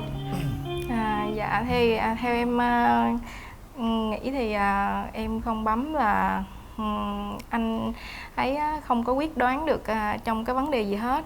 Dù mọi người cổ vũ anh rất là nhiều nhưng mà ảnh không có quyết đoán được. Với lại một phần nữa là em nghĩ là ảnh quá nặng tình thì em không, lúc ảnh kể mà ảnh vẫn còn quá xúc động thì em không biết là liệu em đến thì cái mối tình cũ nó có kịp phai nhòa hay không, nên em lo lắng hai vấn đề nên em không đắm. Cũng được. Cũng có. Nói chung là lý do thì cũng hợp lý chứ mình cũng không bàn cãi gì được trong vấn đề này. Rồi không sao cả, trên sóng truyền hình sẽ có rất nhiều cô gái bấm nút cho Thạch và rất nhiều chàng trai sẽ bấm nút cho Duyên. Ngày hôm nay chúng ta đã có duyên nhưng chúng ta không có phần ở đây thì hy vọng rằng trong cuộc sống sớm các bạn sẽ tìm được một nửa mảnh ghép của mình ha. Chúng ta không nên bằng mọi cách để bấm nút.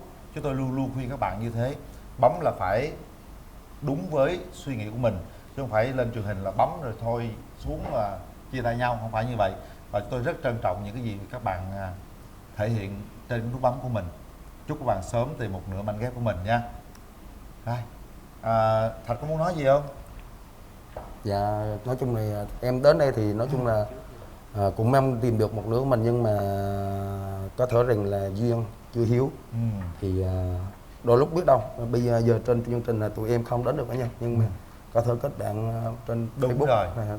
Sẽ là xin số điện thoại, Dạ. kết bạn Facebook, biết đâu điều gì đến nó sẽ đến. Dạ. Ha, hy vọng rằng chúng ta sẽ thành công. Nếu như mà em thật sự thích á, thì em hãy tấn công quyết liệt. Đoạn đường phía sau là toàn bộ là của em, không ai can thiệp, không ai góp ý, cũng như giống như là không ai tác động được hết. Thì em hãy quyết tâm vào. Thì cô gái này chỉ còn một chút xíu chỗ đó nữa thôi, hơi lấn cấn chút xíu chỗ đó nữa thôi. Thì tất cả là do em đó. Rồi đây, chương trình dành tặng cho em một phần quà của son Yurika của do Thép Vina KOA gửi tặng cho bạn gái. Đây là sản phẩm của Quyền Linh sản xuất và bán luôn. Dịch này bán ế quá. Nước rửa tay, nước rửa chén, nước lau sàn, giặt xả luôn. Ha, giữ luôn. Xài thử coi sao, giới thiệu nhiều người mua ủng hộ nha. Đây là cốt súp gà, một sản phẩm của Quốc Việt Food, giúp cho món ăn thơm ngon tròn vị, dễ dàng hơn trong quá trình chế biến. Bếp từ Toshiba gửi tặng các bạn. Và đây, món quà 100 phần để yêu thương, để nhớ tạo ra 100 phần đó rất là khó. Còn cái bóp 10 lần tôi nói như 10. Tặng cái bóp là phải có tiền nó mới may mắn. Tặng cái bóp không có tiền nó xui lắm các bạn nha. Rồi đó là một trong những điều mà tôi rất là sợ khi mà mở bóp ra không có tiền. Thôi dù sao thì cũng cảm ơn các bạn đến đây tham gia chương trình. Chúc các bạn thật nhiều may mắn trong cuộc sống nha, và sớm tìm được một nửa yêu thương của mình.